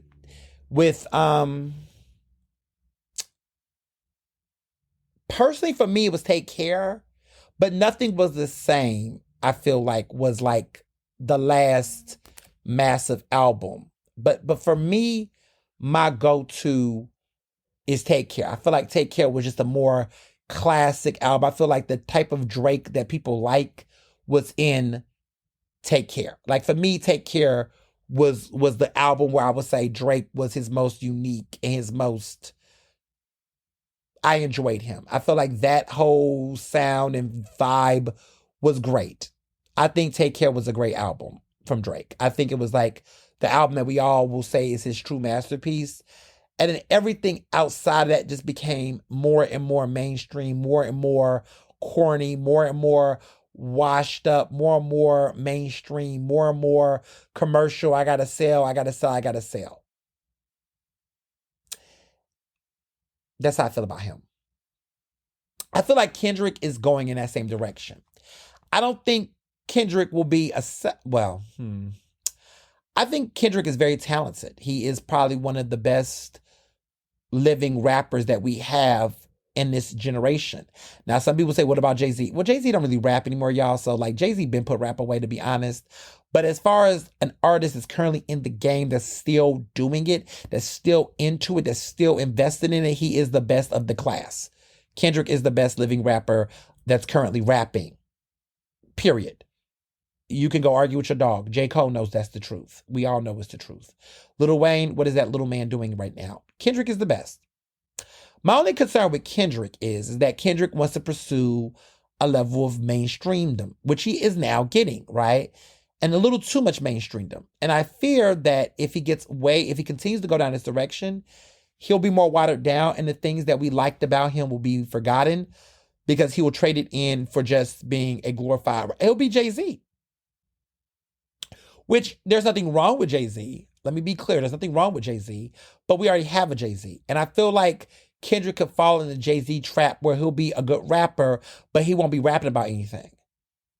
He'll be like out of touch. It'll be like, now I would say 444 was a very good thing for Jay-Z. Like Jay-Z's 444 was a redeeming album. But before 444, some of them albums Jay-Z was putting out, like Holy Grail, all that other stuff, I was like, man, you talking about Picasso and shit, that's cute, but this is so meta, so like C-suite rap music. You making rap music for executives and shit. You're not making rap music for the community. And I'm not saying it gotta be for the streets, because let's be clear, Jay-Z has made albums for the streets. But I'm also saying, like, Jay-Z became the type of rapper that all of your favorite white Fortune 500 CEOs and folks like that. Like when I start seeing, old boy from Succession, Kendall. Kendall likes music like that. Like Jay-Z became like Wall Street rapper favorite. Like all the Wall Street, you listen to that new Jay-Z album, dude, ain't nobody like, when he became like that, I was like, oh God, no. Where like white people, like, you've got it to a point where you're out of touch, where the very evil people that like your music is the music you're making music for. Like Jay-Z started making music for the very people that he was supposed to be mocking and dismissing, but then he became them. And so I feel like Kendrick is on that thin line where Kendrick, the stuff that Kendrick rap about, y'all said it was too deep, it was too metaphorical, you couldn't pick it up. I get it. He will always throw y'all a little mainstream bop though, All Right and Humble and a couple of things like that, DNA. But I fear that the current direction Kendrick's going, the flow is great, delivery is great, but the shit he's talking about, I'm like, bro, what is, come on, right? It's getting a little too basic. And so y'all gonna have basic Kendrick. I think Kendrick's gonna drop 2 albums. I do think this GNX album, whatever, this is a cute little whatever, but there'll be another one. And that other one will him go back to more thoughtful music. And hopefully he does not obsess over this Drake thing where that keeps him going. I just feel like, I don't know. I just don't want this to define him. Like, I hope that we don't forget and lose sight that this man won a Pulitzer Prize for a great album called Damn. I hope we don't lose sight that this man has created other great quality albums that spoke about other things, okay? I just don't know. I just feel like the money might allure him because he's got a family and greed. And also, he likes the attention and he's fairly young. So, I could see Kendrick going in that direction. A lot of our faves do. They can't stay hungry for long. It happens to everybody. But I say all this to say, getting out the way, let's get to the lawsuit. Optically, the lawsuit is optics-wise. We're going to talk about the optics because I know before I go in. Optics-wise, the optics don't look good. You're looking like a Karen, Drake. You look like you're in your Karen era, okay? You look like you're in your Karen era. You are looking like you're bitter. You're looking like, you don't got nothing else to do. You're just giving a lot of Karen energy right now. And I don't like this for you. But, you're showing too much. It's just, you look like a sore loser. You look like the hip-hop evil villain that is bitter, and you're also not even taking the L with nothing. I mean, put in another diss song. Oops, you did that already. It didn't work. It's just too late. You're just looking so salty. So the optics don't look good. And Drake, as a rapper, this has hurt his credibility, whatever credit. But to be honest, credibility in hip-hop is going out the trash a long time ago. So all this credibility, what credibility? Street cred, what credibility? The boy, y'all know who this man was. Y'all was trying to force him to be something he wasn't, to be honest. I never looked at him as having no street cred. What streets had Drake been in? Jimmy was in a wheelchair before he was out here in these streets rapping. Cash Money was the credibility, whatever credibility y'all thought he had. Y'all want these rappers to be hard. Ain't nobody trying to be all that. Listen, look at Kanye West. That man ain't got no street cred. And y'all loved him. That was out the door when Kanye outsold 50 Cent. All this whole cred stuff is nonsense. None of these dudes are about that life. Okay, cut it out. Y'all want these people to be so hard. This whole persona, that's bullshit.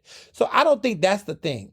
I just think the whole idea of suing over music is, in many ways, super low, petty as a creative, as an artistic thing. Like, this is what you just don't do. It's just a no-no. It's a big no-no unless, someone stole something for you. But you're not even stealing on theft. You're stealing on defamation, all this other stuff. It's kind of just really like, trash. Now, that being said, let's clear some things up and let me get into why this lawsuit is interesting to me. For starters, Drake is not suing Kendrick directly. Drake is suing the distributor.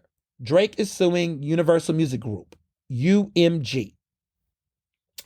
Defamation is a part of the lawsuit because they're the distributor. I'm going to say this. I think Drake has a case. I think some of you all are missing some important details. You're saying, well, he made some accusations against Kendrick that he feel like he could improve. He accused Kendrick of being abusive. Blah, blah, blah, blah, blah, blah, blah. Well, here's the thing. If Kendrick wants to sue, he could. Kendrick's not suing because Kendrick is winning the war. But Drake does have grounds to sue the distributor on the defamation, the mass spread defamation. It is slanderous. It is defamatory. He could prove that he took some massive losses because of the falseness of the narrative, the allegations. It was slander. You've accused this man of a crime he did not commit, and you did it in a massive platform where it's being sung by millions of people. And has it hurt him, commercially, financially? It probably has, right? You've accused this man of being a pedophile. Has this man accused him of being abusive? Sure. Lighter offense, right? Saying, he abused his wife, or it is a strong allegation, true. Could Kendrick prove that such an allegation, hurt his credibility or hurt him in any kind of way? That's the part that he would lose. That's why Kendrick could not sue Drake on it. He could sue him, but he wouldn't have a win. Drake could win. The pedophile allegations are strong. And he could prove losses. And a lot of it came from the beef. And he could correlate that once that song came out, and after that song came out, did he lose certain endorsement deals and connections? True.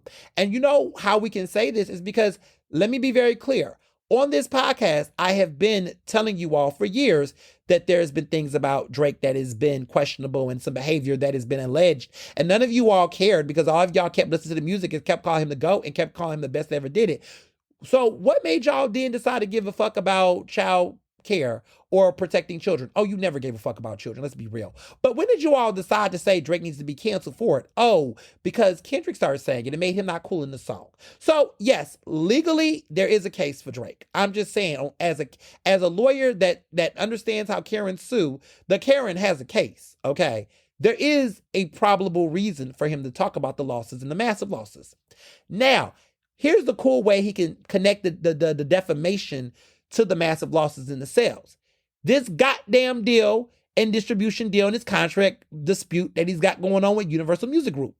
The fucked up part that no one's acknowledging is that the people that you should be blaming right here is not Kendrick. It's Universal Music Group.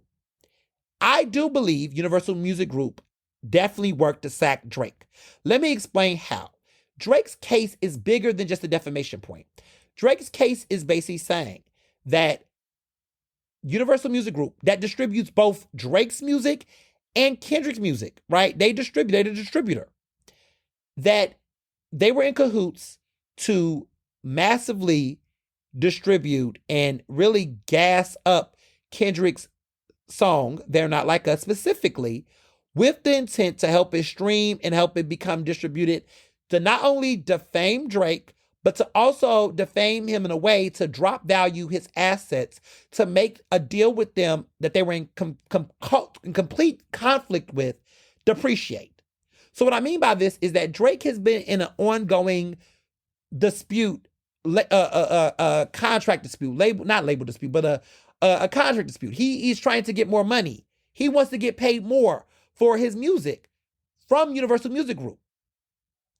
Now, before They're Not Like Us, let's keep it the fuck 100. Drake was selling records. Drake was making money. Drake had hits that sick like grits.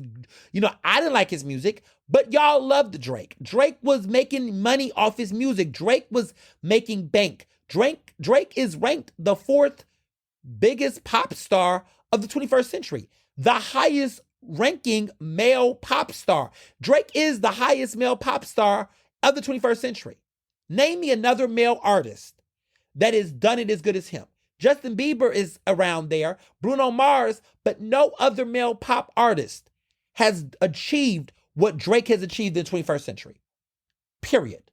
No other male artist of this century has done it. Drake has sold, okay? He has done numbers, and that's just the fact. Do I like him? No.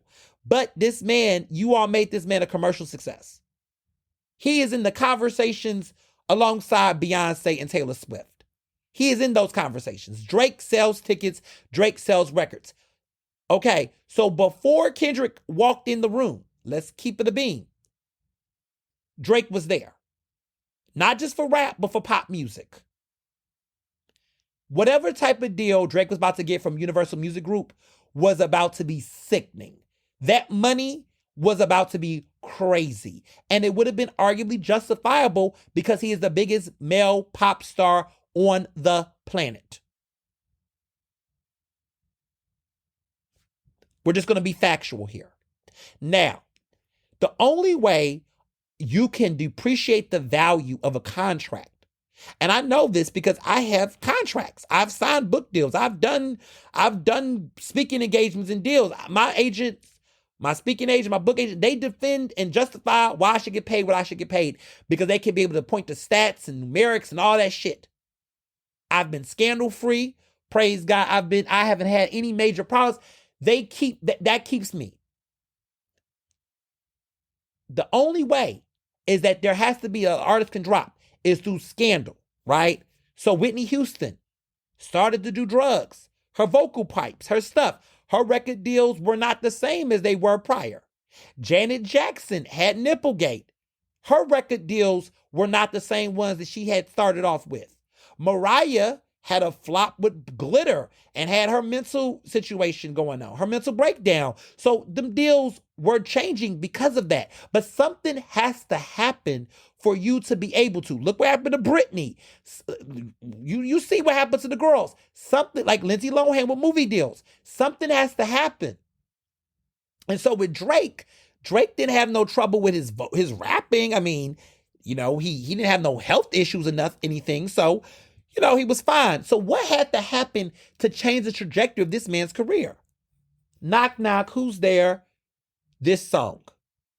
So this beef with Kendrick happens. And one could argue at the time, both him and Kendrick had a beef. Yes. And the beef was being fought. Kendrick had some disses. Like That came out. It was cute. I like That. I like That a lot. Actually, I'm going to tell you something. I think Like That's better than They Not Like Us because I just don't like the fact that Kendrick's kind of much in much ways mocking the pedophilia allegations in a way that I just kind of feel like the whole A minor thing is like, why are we making fun of that? I don't know. Truth be told, I really don't like They Not Like Us. I really don't. I understand the cultural impact, all that shit, but I really don't like it. I really don't like it. The more I think about it, the more I listen to it, and in the aftermath of him having Dr. Dre come the fuck out. Dr. Dre, the man who is a big, huge woman abuser. The man who's been accused by his ex-wife of abuse, and the one who definitely beat Dee Barnes and blackballed her career. That Dr. Dre, that's the one you brought out when you performed that song? Yeah, you don't give a fuck about women. There's no way. And miss me with the whole, he had to bring Compton out. Okay, so when Usher performed in Chicago, why he didn't bring out R. Kelly? Oh, R. Kelly's incarcerated. But if R. Kelly was not, he did not bring out R. Kelly. That would have been crazy. So I don't want to hear it. I don't want to hear it. Fuck Dr. Dre. And yeah, that's when I lost respect for the song. But Like That with Future, Metro Boomin, and Kendrick, I personally like that song. I prefer that, actually. And that was the number one hit, and I prefer that more. So Like That came out. Nobody was worried about that. Okay, it was a nice diss, but the record label wasn't mad. The album charted number one. It did fine. I mean, the song did and the album did. Metro Boomin did his thing. Future did as well, of course. But when They Not Like Us came out, something different happened with that song. Universal Music Group did some interesting work with the way in which they promoted it on the streams, the way that they pushed it out, the way that Spotify interacted with it. There was a lot of maneuvering, even the way they sold the song. There was a lot of maneuvering that took place in the way that song was done. And it was like, as a distributor, why would you be invested in doing special distribution for a particular song that is defamatory towards an artist that you're currently in negotiations with? Why would you be invested in that? Like, if this is your show horse, Drake is your show horse. I mean, Kendrick makes money, but Kendrick don't make Drake money. Let's be very clear. He does not. He makes some good money, though, but he does not make Drake money. Why would you use Kendrick? Because Kendrick's a lesser than here, right? The song is hot, but the way that the song was distributed, they helped make that song a bigger hit than what it was. Though I know people are like, wait a minute, what? Let me tell you something. That song was liked by, the Black community. Yes. We liked the song. We knew it was a hit. But the way that that song took off in a very global, international way, that wasn't us by ourselves, y'all. That wasn't the talent of Kendrick alone by itself, y'all. I've been in the industry way too long.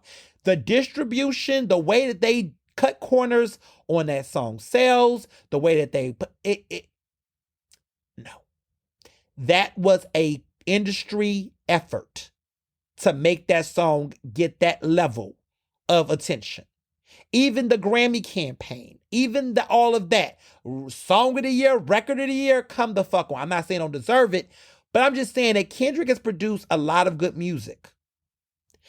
He's had hits before, but just be mindful of like how record labels, I don't trust these record labels.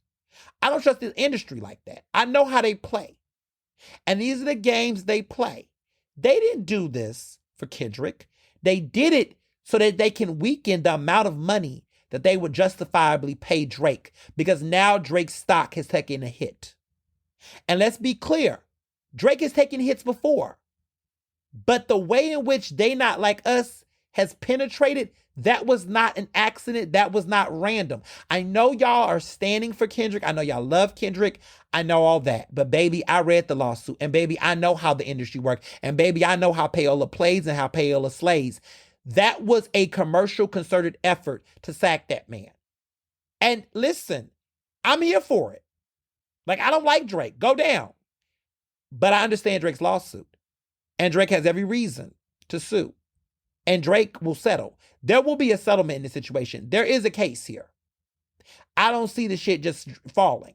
There'll be a settlement because in order for all this to go down, numbers, discovery alone will kill everybody in this situation. Numbers, receipts, everything. And you might say, why haven't other artists said nothing? Because let me tell you something. First of all, a lot of artists have gone through this same situation. I have literally seen, I won't speak on everything. I'll say that tea time for my friends. But there are artists where I've seen the industry purposely put other artists in play to push them against another artist, to stop another artist from being able to either get a record deal renewal and everything. I've seen them do it. I've seen them gas up lesser known artists or put other artists in the conversation so that other artists cannot. So I've seen them drop other artists, put other artists' albums on the same day as another artist so they can purposely stop the sales and manipulate the sales. This shit is real. And these are labels doing it to their own artists. Because at some point, an artist can get so big that a label will not want to pay for them. Why do you think Beyonce created Parkwood Entertainment? Why do you think Rihanna got her own owner masters and got up out of there? Why do you think, Beyonce literally has her own label? Why do you think Madonna created her own label?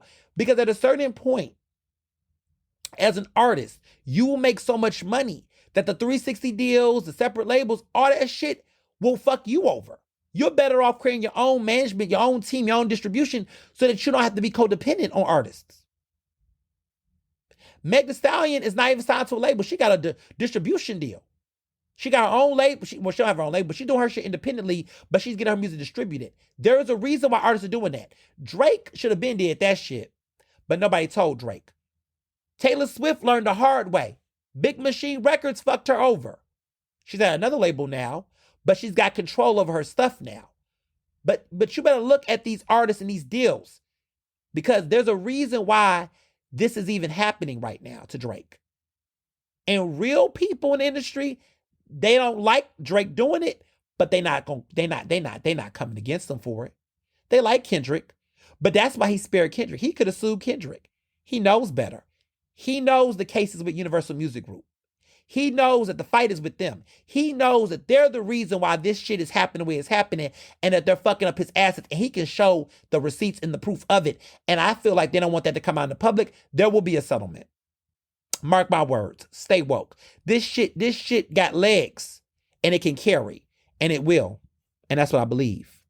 So that's my thoughts on that. And then, wrapping up quickly, TV shows. I catch up on a little bit of TV shows. I do like Cross. Aldous Hodge, who's a great actor, black actor. He was in Hidden Figures. He was in, oh my goodness, One Night in Miami. He played Jim Brown, which was one of his best roles ever. He's an actor that just with the right opportunity, the right role, he needed that. Like there's art, like I feel like he's about to be what we wanted Jonathan Majors to be. I always have said this to people. He needed a break because he can act his ass off. He is about to get the roles that Jonathan Majors is not getting. This man, if done right, I see an Oscar nomination for him in the years to come very, very soon. He's going to crack that egg. He's got it. He's got it. I mean, he's great. And Alex Cross is a great show, but I can't wait to see how more he's going to grow because he's got the talent. Speaking of what did not have the talent, The Madness, why y'all tell me to watch this show? I'm not watching it no more. Listen, I'm going to be monitoring how much TV I watch. I'm too busy making TV to be watching TV, to be honest. I have the shows I like and I love, but y'all be trying to have me watch these series. What the fuck was that? I was not crazy about it. This is the new show that they was talking about on Netflix with Domingo Coleman that got some Philly in it and some stuff. I'm not crazy about The Madness, y'all. Y'all can have it. I wasn't, try to make it through the first episode, y'all. I just wasn't crazy about the show. I just feel like it was just too, in a show, in an era with so many other better shows, there's other shows to watch like Ross. But what show I have been loving, y'all, I've been falling in love with Love and Hip Hop Miami. I'm sorry, y'all. It's my guilty pleasure. I can't help myself. Love and Hip Hop Miami has been taking it for me. This new season, this new season, y'all, the second episode I just watched, it's been building. It's been building. They have a nice build. The drama is really, really good. With everybody. Everybody got some really good conflict. And Amara La Negra got her own conflict. But I like how it's interwoven conflict. Like, they all got their own issues, but they're intersecting with each other. Like, I don't want to tell too much, but like, the girl Shay Johnson, who's been on all the reality shows, she's a reality show legend, okay? She's on here with this boy Fabo, that she does not really like, but she's been with him. And there's another girl on the show. She's a rapper. She's a plus size rapper who is trying to do her thing out there. Her sister is messing with Fabio, and it's like super messy. But like, yeah, I'm just really loving the interwoven drama. I'm watching Zeus, of course. Of course, I'm watching Jocelyn's Cabaret that is not ended yet. Texas, I thought it was over. It's not over yet. And what else is not ended yet? I'm watching Baddies Midwest. It's not hitting for me thus far. I'm watching it, but it's just, I don't know. I'm at a point where I feel like Baddies might have hit its peak. I don't want to say that yet. Let me finish this season. But this season will determine if it has. But I feel like there's a formula, and I feel like the formula's got it redundant, and I feel like it's not, this one is not sticking. Maybe because they're just playing, there's too many of the shows, so it's just too much redundancy. But I don't know. I don't feel it. I'm just like, I don't know. I need them to talk more and stop fighting and fight less. I mean, fights happen, and I get the fights, but I just feel like they're just fighting so much. And at a certain point, it's like, okay, there's only so many times I can throw hands and fight each other. At some point, we gotta do something else. So that was just one thought for me. But that's everything. I mean, I'm looking forward to the week ahead. I'm looking forward to this new month. There's so many exciting things in store. Wish me well as I continue on my journey on some exciting stuff that I will eventually tell you all. But this week is going to be definitely epic for sure. And I'm looking forward to it. And as always, be well and be best. Ernestly Speaking is recorded in Philadelphia, Pennsylvania, and can be found on Apple Podcasts, Google Podcasts. To stay up to date with the latest on the show, follow me on Facebook, Twitter, and Instagram at Mr. Ernest Owens. Use the hashtag Ernestly Speaking to tell me what you thought about this episode, and check out my website at ernestowens.com.